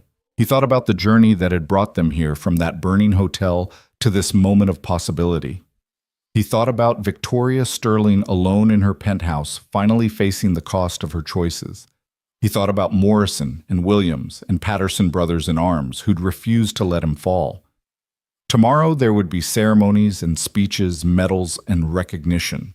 But tonight, in the quiet of an apartment that actually had working heat with his daughter, safe in the next room, and the promise of something better on the horizon, Marcus Thompson finally allowed himself to believe that maybe, just maybe, good things could happen to good people.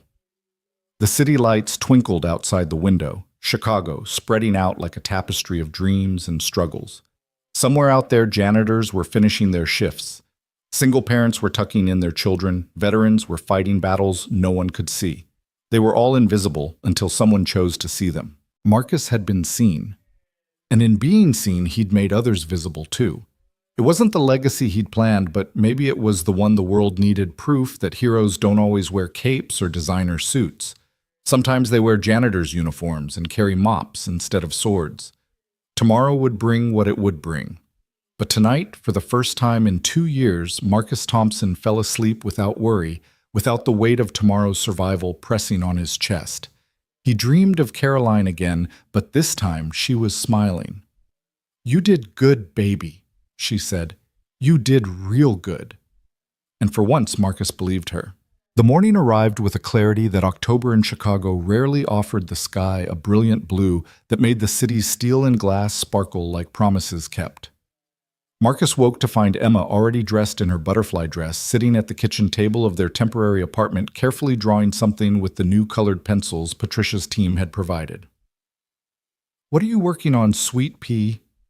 Emma looked up with serious eyes. "A thank you card for all the people helping us. Mrs. Chen taught me that gratitude should be shown, not just felt."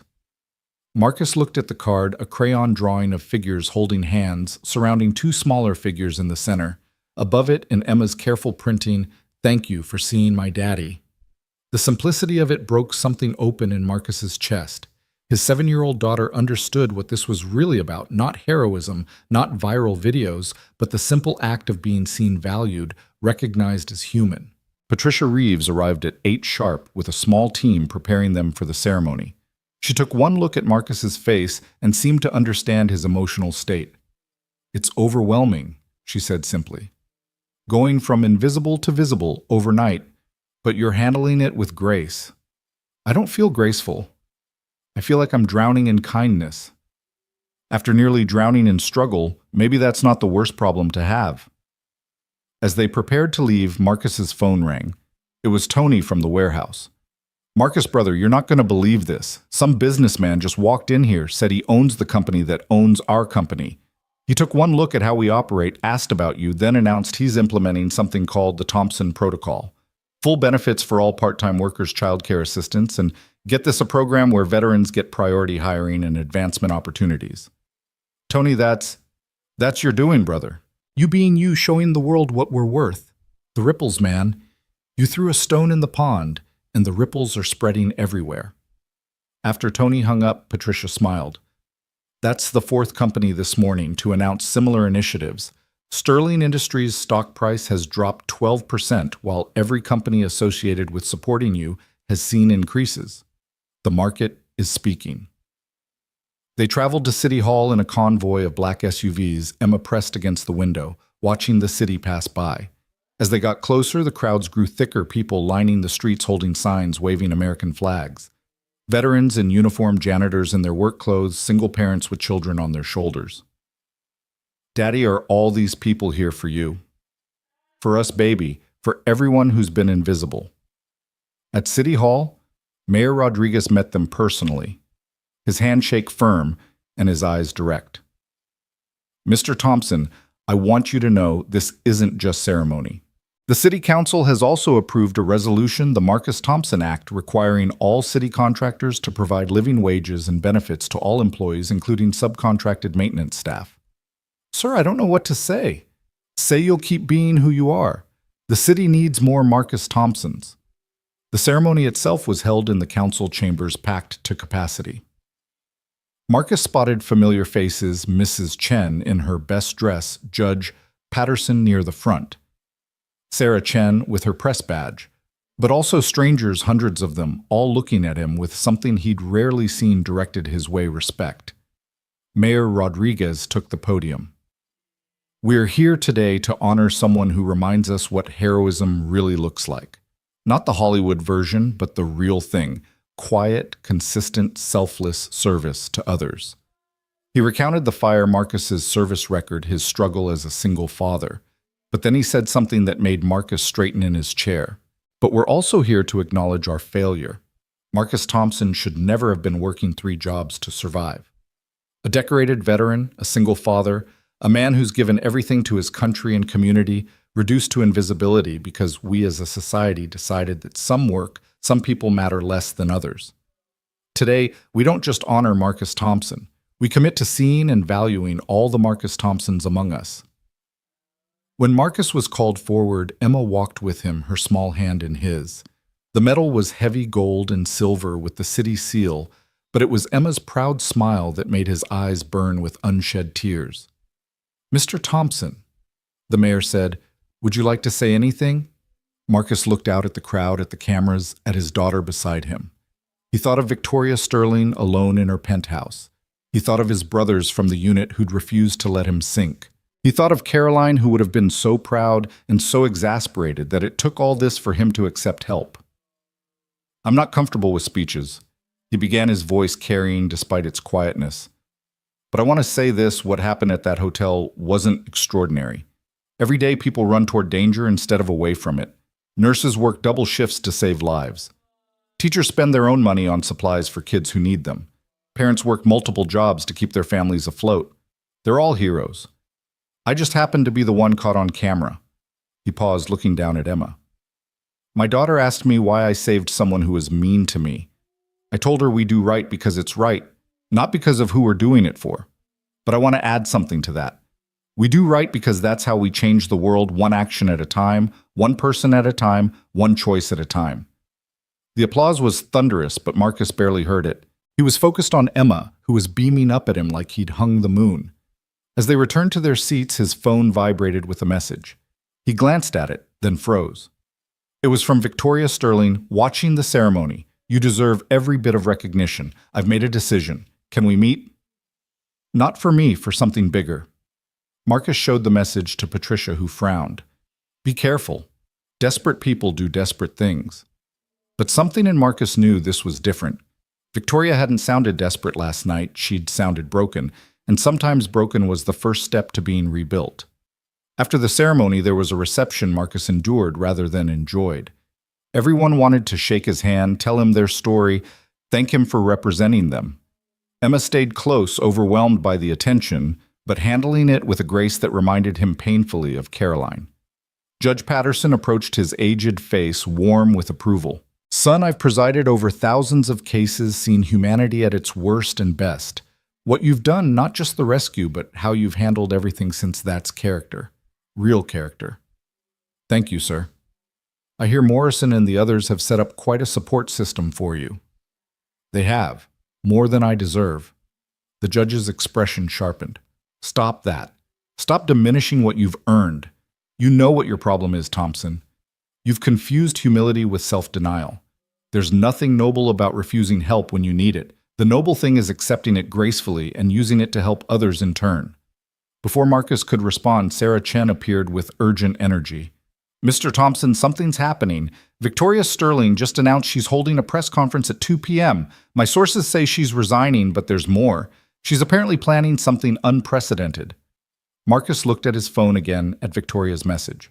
"I need to go somewhere. Can someone watch Emma?" Patricia stepped forward. "I'll watch her. But Marcus, be careful. This woman tried to destroy you 48 hours ago." "I know, but I think she's trying to destroy herself now. And maybe that's the first honest thing she's done in years." Marcus took one of the city's security detail cars to the address Victoria had texted him. Not Sterling Industries, not her penthouse, but a small coffee shop in a neighborhood that straddled the line between gentrification and authenticity. She was sitting in a corner booth, baseball cap pulled low, no makeup, looking nothing like the CEO who'd commanded boardrooms and destroyed careers. She looked up when he approached, and Marcus saw something he hadn't expected: genuine humility. "Thank you for coming," she said quietly. "I wasn't sure you would." Marcus sat across from her. "What's this about Victoria?" She wrapped her hands around her coffee cup like it was anchoring her to reality. "I'm resigning today. The board's giving me a generous exit package to go quietly $40 million. Enough to disappear, start over, pretend this never happened." "That's what you wanted to tell me." "No." She looked up, meeting his eyes directly. "I want to give it away. All of it. To your initiative, the one Morrison is running. I want the money to go to people like you, people I've stepped on my whole career without even noticing." Marcus sat back, stunned. "Victoria, that's necessary. You asked me last night what I was going to do. I've been thinking about it all night. I built an empire by being ruthless, by seeing people as resources to exploit or obstacles to overcome. I looked at you in that hotel lobby 100 times and never saw you. You were just part of the furniture, like that decorative beam that nearly killed me." She pulled out a folder, sliding it across to him. "Legal documents. Irrevocable transfer of my exit package to the Thompson Initiative with one condition." "What condition?" "That some of it goes to programs for executives and entrepreneurs, teaching them to see the people who make their success possible. Call it the Victoria Sterling Center for Ethical Leadership, or something equally ironic. Let my failure become someone else's lesson." Marcus looked at the papers, then at Victoria. "Why? Really? Why?" She was quiet for a long moment, staring into her coffee. "Because for 38 years I've been climbing a ladder, never looking down at who I was stepping on to get higher. And when I finally got to the top, I realized I was alone up there. No friends, no family, no one who cared about Victoria, the person, rather than Sterling, the CEO." She continued, her voice stronger. "When you pulled me from that fire, you saved my life. When you walked away after I dismissed you, you saved my soul. Because if you'd thanked me, if you'd groveled or asked for a reward, I could have dismissed you as just another person wanting something. But you didn't want anything. You just wanted to go home to your daughter. And that's when I realized you had everything that mattered, and I had nothing that did." "Victoria, I'm not asking for forgiveness. I'm not asking for friendship. I'm asking for the chance to do one right thing with all the wrong I've accumulated. Let my money help people I would have ignored. Let my fall be someone else's ladder up." Marcus looked at this woman who'd had everything and realized she had nothing, who'd reached the pinnacle only to discover it was a prison. "What will you do after?" "I don't know. Maybe teach. Maybe volunteer. Maybe just learn how to be a human being instead of a human doing." She managed a small smile. "Your daughter at the ceremony, the way she looked at you. I've had board members look at me with fear, respect, even awe, but never with the love I saw in her eyes. That's worth more than all the money in my accounts." Marcus made a decision that would have seemed impossible days ago. "The press conference, don't do it alone." "What? You're resigning, giving away $40 million, essentially admitting you were wrong. The media will crucify you, but if you're standing next to the person you wronged, if we're showing unity instead of division, the story changes." Victoria's eyes widened. "You'd do that? After everything? You saved me once, too, you know." "What? When?" "Right now. By showing me that people can change, that redemption is possible, that sometimes the worst thing that happens to us becomes the best thing that happens for us. You're giving away $40 million to help people like me. The least I can do is stand next to you while you do it." Victoria's composure finally cracked completely, tears flowing freely down her face. "I don't deserve this." "Nobody deserves grace. That's what makes it grace." They sat in silence for a moment, two people from different worlds finding common ground in their shared humanity. Finally, Victoria wiped her eyes, straightened her shoulders. Some habits died hard and nodded. "The press conference is at 2, Sterling Industries headquarters." "I'll be there." As Marcus stood to leave, Victoria called after him. "Marcus." That interview you gave about doing right, regardless of who it's for, my whole life has been transactional. Everything had a price, a return on investment. You're the first person I've met who just did right because it was right. Thank you for showing me that's possible. Marcus returned to City Hall to find Emma engaged in an intense conversation with Judge Patterson about butterflies of all things. She ran to him when he appeared. "Daddy, Judge Patterson has a butterfly garden. He says we can visit when we get our new house." "That sounds wonderful, sweet pea." Patricia approached with a concerned expression. "Marcus Morrison just called. He's heard about Sterling's press conference. He thinks it's a trap." "It's not. She's resigning and donating her exit package to the initiative. All of it. All 40 million. Patricia sat down heavily. That's extraordinary. That could help thousands of veterans, single parents, struggling families. She wants to make amends. Marcus, be careful. Redemption is messy, and the media loves a villain more than a reformed sinner. At 1:45, Marcus stood outside Sterling Industries, the same building he'd walked past 100 times, never imagining he'd enter through the front door. The media was already assembled, hungry for the next chapter in the drama. Victoria met him in the lobby, the real lobby, not the service entrance. She was dressed simply professionally, but without the armor of her usual power suits.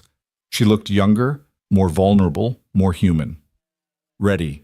he asked. "No, but that's probably a good thing. I've been ready for everything my whole life, and look where it got me."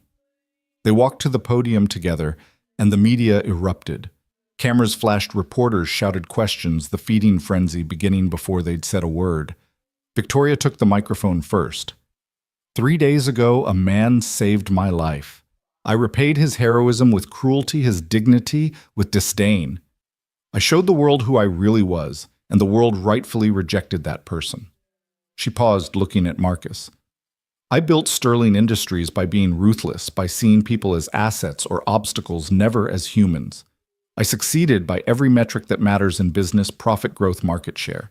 And I failed by every metric that matters in life, kindness, connection, compassion." The room was silent now, everyone leaning in. "Effective immediately, I'm resigning as CEO of Sterling Industries. The board has granted me a $40 million exit package, which I'm donating in its entirety to the Thompson Initiative, a program supporting veterans, single parents, and the invisible workers who keep our city running." The questions exploded, but Victoria raised her hand. "Mr. Thompson has something to say." Marcus stepped to the microphone, uncomfortable but determined. 3 days ago, I did what anyone should do. I helped someone in danger. The fact that it became extraordinary says more about our society than about me. But what's happening now with Victoria's donation, with companies implementing fair wage policies, with the city recognizing invisible workers, this is the real rescue. Not pulling one person from a fire, but pulling thousands from poverty. A reporter called out, "Mr. Thompson, do you forgive Miss Sterling?" Marcus looked at Victoria, then back at the crowd.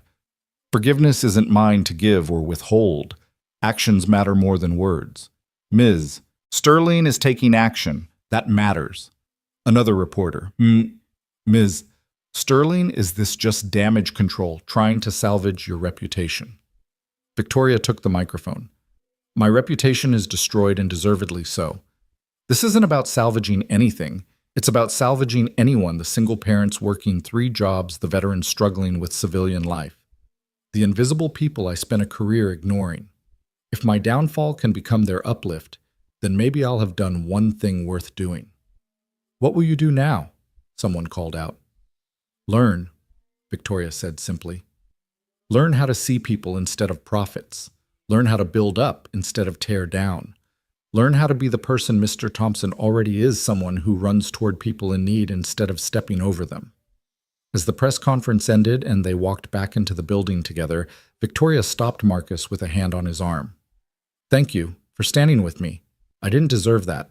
"Oh, you keep saying that word, deserve. Maybe we should stop thinking about what people deserve and start thinking about what they need." "And what do you think I need?" Marcus considered. "A second chance, same as anyone. I've had dozens of chances. I wasted them all. Then make this one count." They parted ways in the lobby, Victoria to clean out her office, Marcus to return to Emma. As he walked out into the Chicago afternoon, his phone buzzed with messages. Morrison. Did she really give it all away? Patricia. The donation is confirmed, 40 million. Sarah Chen. This story just became something bigger than anyone imagined, but it was the message from an unknown number that stopped him cold. Mr. Thompson, my name is Grace Hartford.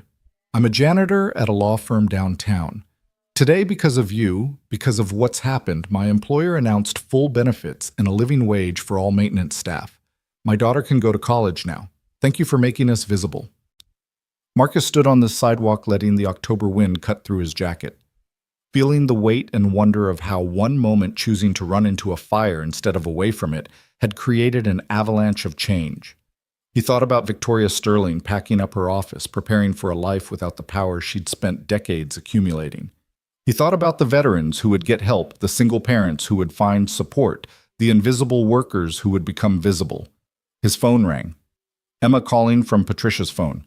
Daddy, when are you coming back? Right now, sweet pea. Good. I want to show you something. What's that? I drew a picture of the butterfly lady. The butterfly lady. The sad lady from TV. She needs butterflies, I think. People who are sad need beautiful things to look at. Marcus smiled, thinking of Victoria Sterling being called the butterfly lady.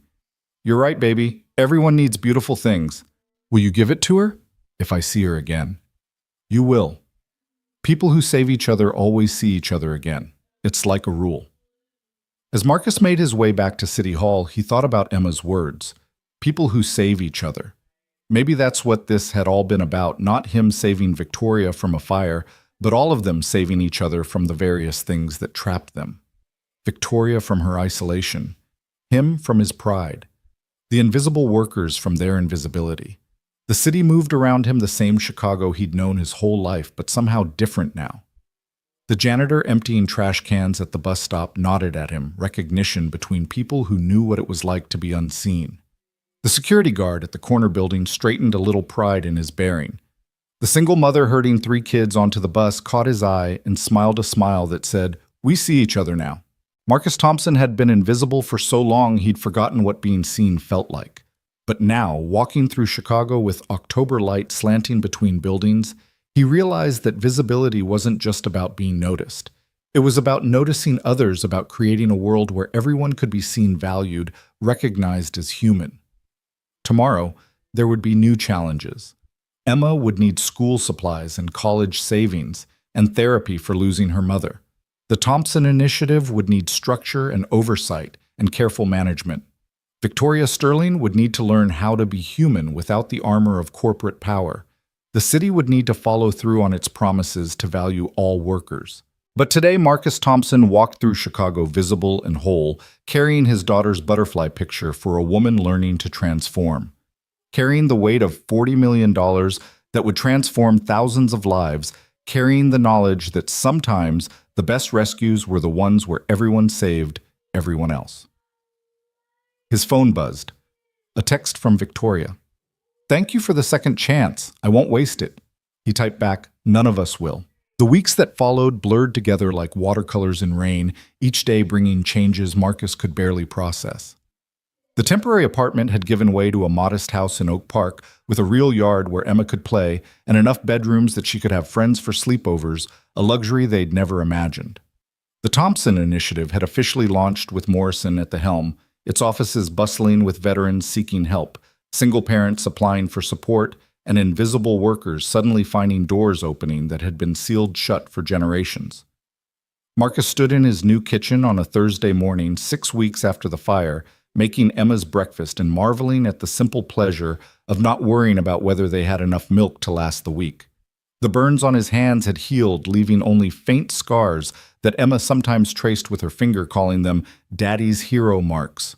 "Can I wear my butterfly dress to school?" Emma asked from the doorway, already dressed in the outfit despite asking permission. "It's getting cold for a summer dress, sweet pea. But Victoria's coming today for the assembly. I want her to see it."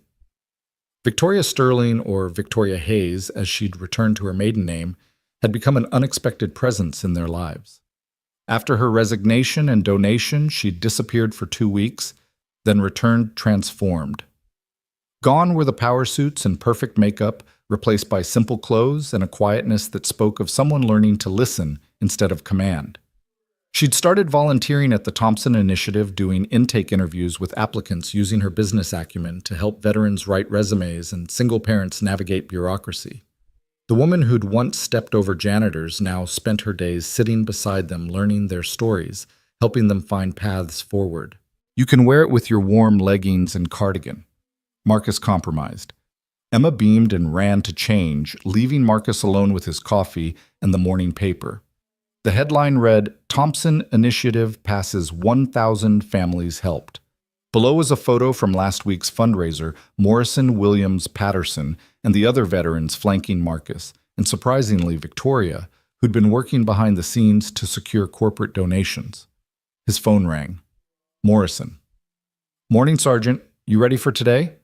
Today was significant. Emma's school had invited Marcus and Victoria to speak at an assembly about kindness and redemption, about how people could change, about the importance of seeing everyone's value. It would be the first time they'd appeared together publicly since the press conference 6 weeks ago. "As ready as I'll ever be." "Victoria's nervous," Morrison said. "She called me 3 times last night, worried about facing kids. Says adults she can handle, but children see through facades." "She's right about that."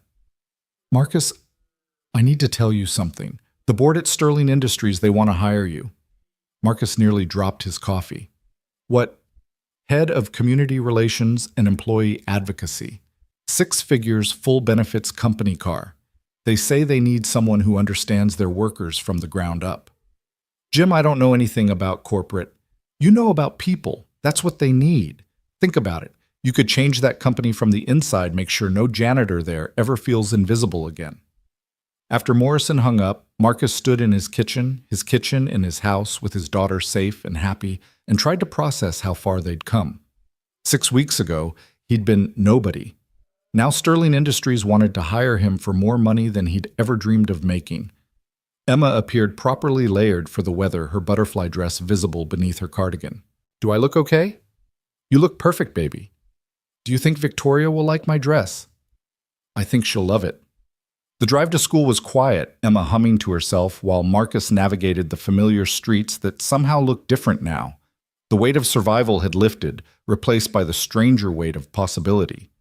He could take the Sterling Industries job, secure Emma's future completely. Or he could continue working directly with the initiative, hands-on with the people who needed help. Both paths had merit. Both scared him for different reasons. At the school, Victoria was already waiting in the principal's office, looking uncomfortable in the cheerful environment of children's artwork and motivational posters. She'd lost weight since the resignation, her face showing the strain of transformation, but her eyes were clearer than Marcus had ever seen them. "Emma," she said, genuine warmth in her voice. "Is that your butterfly dress?" Emma twirled, making the skirt flare. "I wanted you to see it. Daddy says you're becoming a butterfly too." Victoria's eyes glistened. "Did he?" "Well, I'm trying. It's harder than it looks." Principal Davies entered all business and warmth. "We're so grateful you both agreed to this. The students have been following the story, and they have lots of questions about making good choices, about redemption, about how to treat people." The gymnasium was packed with students from kindergarten through 5th grade, their energy barely contained by their teacher's presence. Marcus and Victoria sat on the small stage, looking out at hundreds of young faces, black, white, brown, every shade of humanity that made Chicago what it was. Principal Davies introduced them, giving a simplified version of their story. Then she opened the floor for questions, and small hands shot up everywhere. A 2nd grader near the front, "Mr. Marcus, were you scared in the fire?" "Very scared," Marcus admitted. "But sometimes we do things even when we're scared because they're the right things to do." A 4th grader. "Ms. Victoria, why were you mean to Mr. Marcus?" Victoria took a breath, choosing her words carefully. "Because I forgot something important, that every person has value no matter what job they do. I thought being powerful made me more important than others. I was wrong." A kindergartner barely able to see over the microphone. "My mommy cleans offices at night. Is she a hero too?" "Absolutely," Marcus said firmly. Your mommy makes sure people have clean, safe places to work. That's heroic. The questions continued innocent and penetrating in the way only children's questions could be. Then a fifth grader stood up, her question different from the others. Ms. Victoria, my dad says leopards don't change their spots. He says you're just pretending to be good now to make people like you again. Is that true? The gymnasium fell silent. Even the youngest children seemed to sense the weight of the question. Victoria stood up, walked to the edge of the stage, and sat down on its edge closer to the students' level. That's a brave question, she said softly. And your dad might be right. I don't know if I've really changed or if I'm just trying to change. But here's what I do know. Mr. Marcus showed me that the person I wasn't the person I wanted to be. So every day now I try to be better than I was yesterday. Sometimes I fail. But I keep trying. Because that's all any of us can do, try to be better. She looked directly at the girl who'd asked the question. Maybe leopards can't change their spots. But people aren't leopards. We can choose to be different. It's hard and scary, and sometimes I want to go back to being the old me because she knew how to win. But winning doesn't matter if you're alone at the finish line. Emma suddenly stood up from her place in the front row, her small voice carrying in the silence. You're not alone. You have us now. Victoria's composure cracked, tears flowing freely. Marcus moved to sit beside her on the stage edge, and for a moment they were just two people who'd saved each other in different ways, surrounded by children who understood redemption better than most adults. After the assembly, as they walked to the parking lot, Victoria stopped Marcus with a hand on his arm. Morrison told me about the Sterling Industries offer. Of course he did. You should take it. Marcus looked at her in surprise. You think so? That company needs someone like you, someone who sees people instead of resources. I spent 15 years making it a machine. You could make it human again. What about you? What's next for Victoria Hayes? She smiled, a real smile that transformed her face. I'm starting a nonprofit, teaching business skills to people transitioning out of minimum wage jobs. Morrison's helping with the structure, and several of my old competitors have agreed to fund it, probably thrilled to see me doing anything other than competing with them. That's amazing, Victoria. It's something. A start anyway. She paused, looking back at the school. Your daughter saved me, you know. That day at the press conference, when she called me the butterfly lady, when she said I needed beautiful things, she was right. I'd surrounded myself with expensive things, but nothing beautiful, nothing that mattered. They were interrupted by Emma running toward them, having been released from class. She was carrying something carefully in her hands, a butterfly she'd made from pipe cleaners and tissue paper. This is for you, she told Victoria solemnly, for your office at your new job.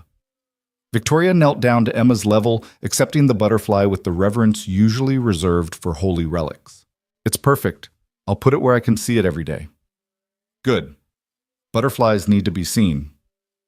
That evening, Marcus sat at his kitchen table, solid wood now bought from a second-hand store, but sturdy and real-looking at the offer letter from Sterling Industries. The salary was more than he'd made in 5 years combined. The benefits would secure Emma's future through college and beyond. The position would put him in rooms where decisions were made, where he could advocate for thousands of invisible workers. But it would also put him back in the building where Victoria had built her empire, where every hallway would echo with the footsteps of someone trying to change. It would mean suits instead of flannels, meetings instead of direct service politics, instead of pure purpose. Emma was doing homework across from him, her tongue poking out in concentration. She'd adapted to their new life with remarkable ease, though sometimes Marcus caught her looking around their house with wonder, as if checking that it was still real. Daddy, what's a redemption? Where did you hear that word, Sweet Pea? Everyone keeps saying it about Victoria, that she wants redemption. Marcus thought about how to explain such a complex concept to a 7-year-old. It's when someone who did wrong things tries to make up for them by doing right things. Like when I broke Mrs. Chen's vase and saved my allowance to buy her a new one. Exactly like that, but bigger. Emma considered this. Is Victoria going to be okay? I think so. She's trying hard. Good. Sad butterflies who become happy butterflies are the most beautiful ones. Marcus's phone rang. It was Colonel Mitchell. Sergeant, I'm calling with news. The Pentagon has been following your story. They want to create a national version of the Thompson Initiative. Full funding congressional support the works. But they need someone to be its face, someone whose story resonates. They want you. Marcus felt the ground shifting again. Colonel, you're just the man who changed how America sees its invisible heroes. Marcus, this is bigger than Chicago now. Veterans in every state need what you've started. Single parents everywhere need hope. This could change millions of lives. I need to think about it. Of course. But Marcus, this is what Caroline would have wanted for you to take your pain and turn it into purpose, to take your story and make it a ladder others can climb. After Mitchell hung up, Marcus sat in his kitchen, surrounded by choices he'd never imagined having. The Sterling Industries job would change one company. The national initiative would change the country. Both would take him away from the direct service he'd found at the local level. His phone buzzed. A text from Victoria. Whatever you decide, you've already changed the world. The rest is just scope. Another from Morrison. No wrong choices here, brother. Just different ways to serve. And one from Sarah Chen. Whatever you choose makes tomorrow's front page. No pressure. Marcus laughed. Really laughed at the absurdity of it all. 6 weeks ago, his biggest decision was whether they could afford name-brand cereal. Now he was choosing between opportunities that would have seemed like fantasy before the fire. Emma looked up from her homework. What's funny, Daddy? Life's sweet pea. Life is funny. Good funny or bad funny? Good funny. Definitely good funny. That night, after Emma was asleep, Marcus walked out to his small backyard, and looked up at the stars barely visible through Chicago's light pollution. Somewhere in the city, Victoria was probably awake too, planning her nonprofit, trying to rebuild herself into someone worthy of the second chance she'd been given. Somewhere Morrison and the others were working late at the initiative processing applications, changing lives. Somewhere invisible workers were finishing their shifts, going home to families who would benefit from the changes rippling out from one night's fire. His phone rang. An unknown number, but Marcus answered anyway. These days, unknown numbers brought opportunities rather than bill collectors. Mr. Thompson, this is Rebecca Martinez. I'm a single mother working maintenance at Northwestern Hospital. I just wanted to call and thank you. Because of what you started, I got promoted to shift supervisor today. Full benefits, enough money to move to a safer neighborhood. My kids can have their own rooms now. That's wonderful, Miss Martinez. I just wanted you to know what you did, it mattered. To people like me, it mattered more than you'll ever know.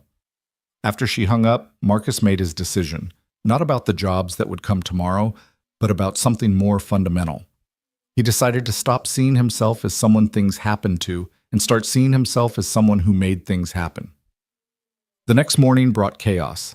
News had leaked about both the Sterling Industries offer and the Pentagon initiative.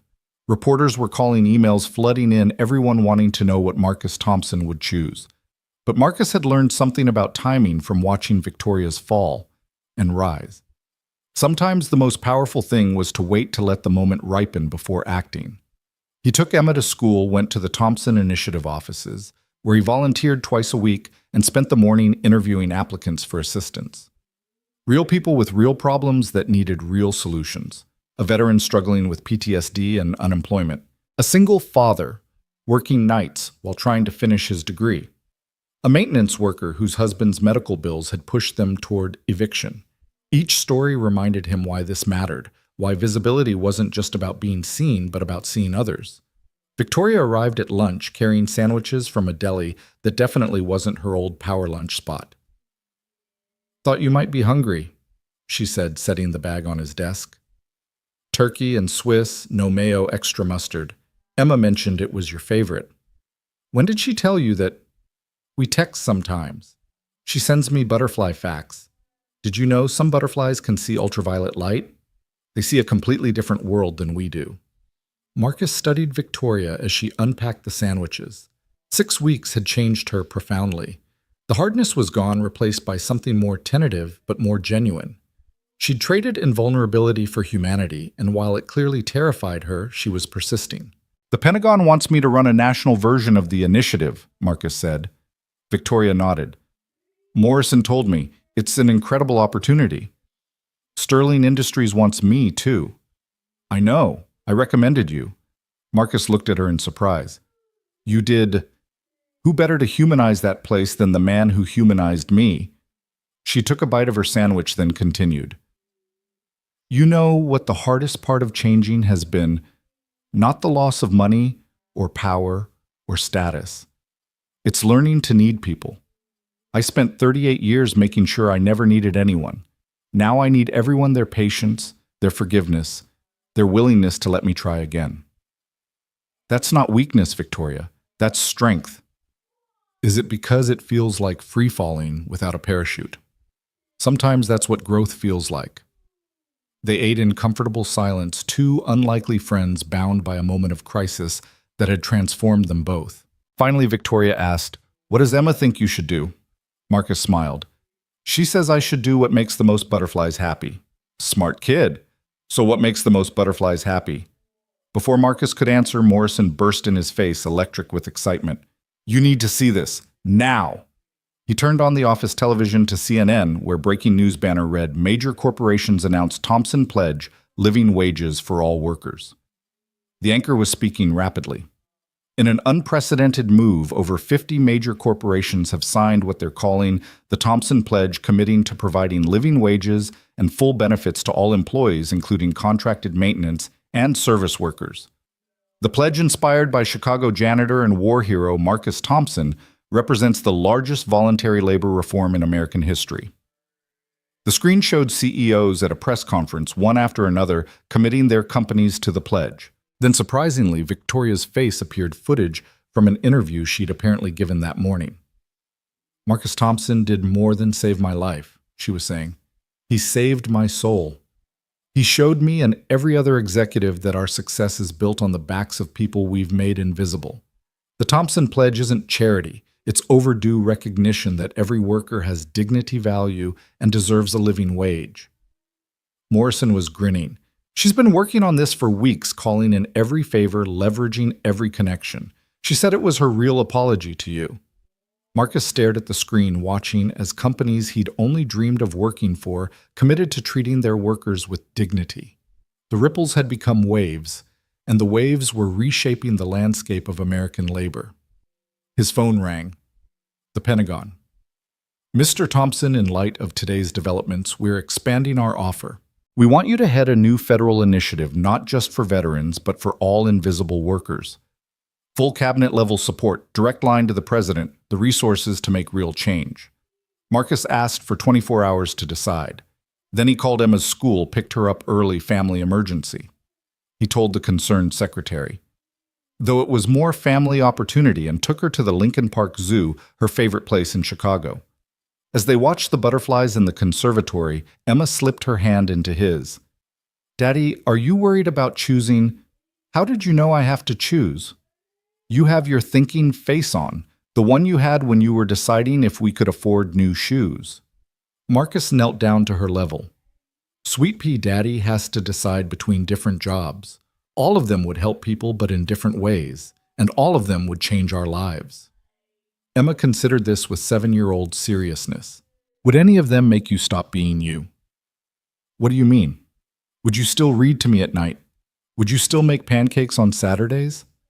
Would you still be my daddy, who helps everyone? Always, baby. That never changes. Then choose the one that helps the most people. That's what you taught me. We help as many as we can. That evening, Marcus called a meeting. Morrison, Williams, Patterson, Mitchell, Patricia Reeves, and surprisingly Victoria all gathered in his living room. Emma served them juice boxes, her idea of hospitality, then retreated to her room to paint. I need your advice, Marcus said simply. 3 opportunities, all good, all different. Help me think through this. They debated for hours. Sterling Industries would give him corporate influence but limit his scope. The original Pentagon initiative would help veterans but miss other vulnerable populations. The expanded federal initiative would have the widest impact but remove him from direct service. Finally, Victoria spoke up. Marcus, what if you're thinking about this wrong? What if it's not about choosing one? Everyone looked at her. I spent 15 years thinking in terms of conquest, take this position, dominate that market. eliminate competition. But what if leadership isn't about conquest but collaboration? What if you could do all three? She stood pacing now, her old CEO energy returning but transformed.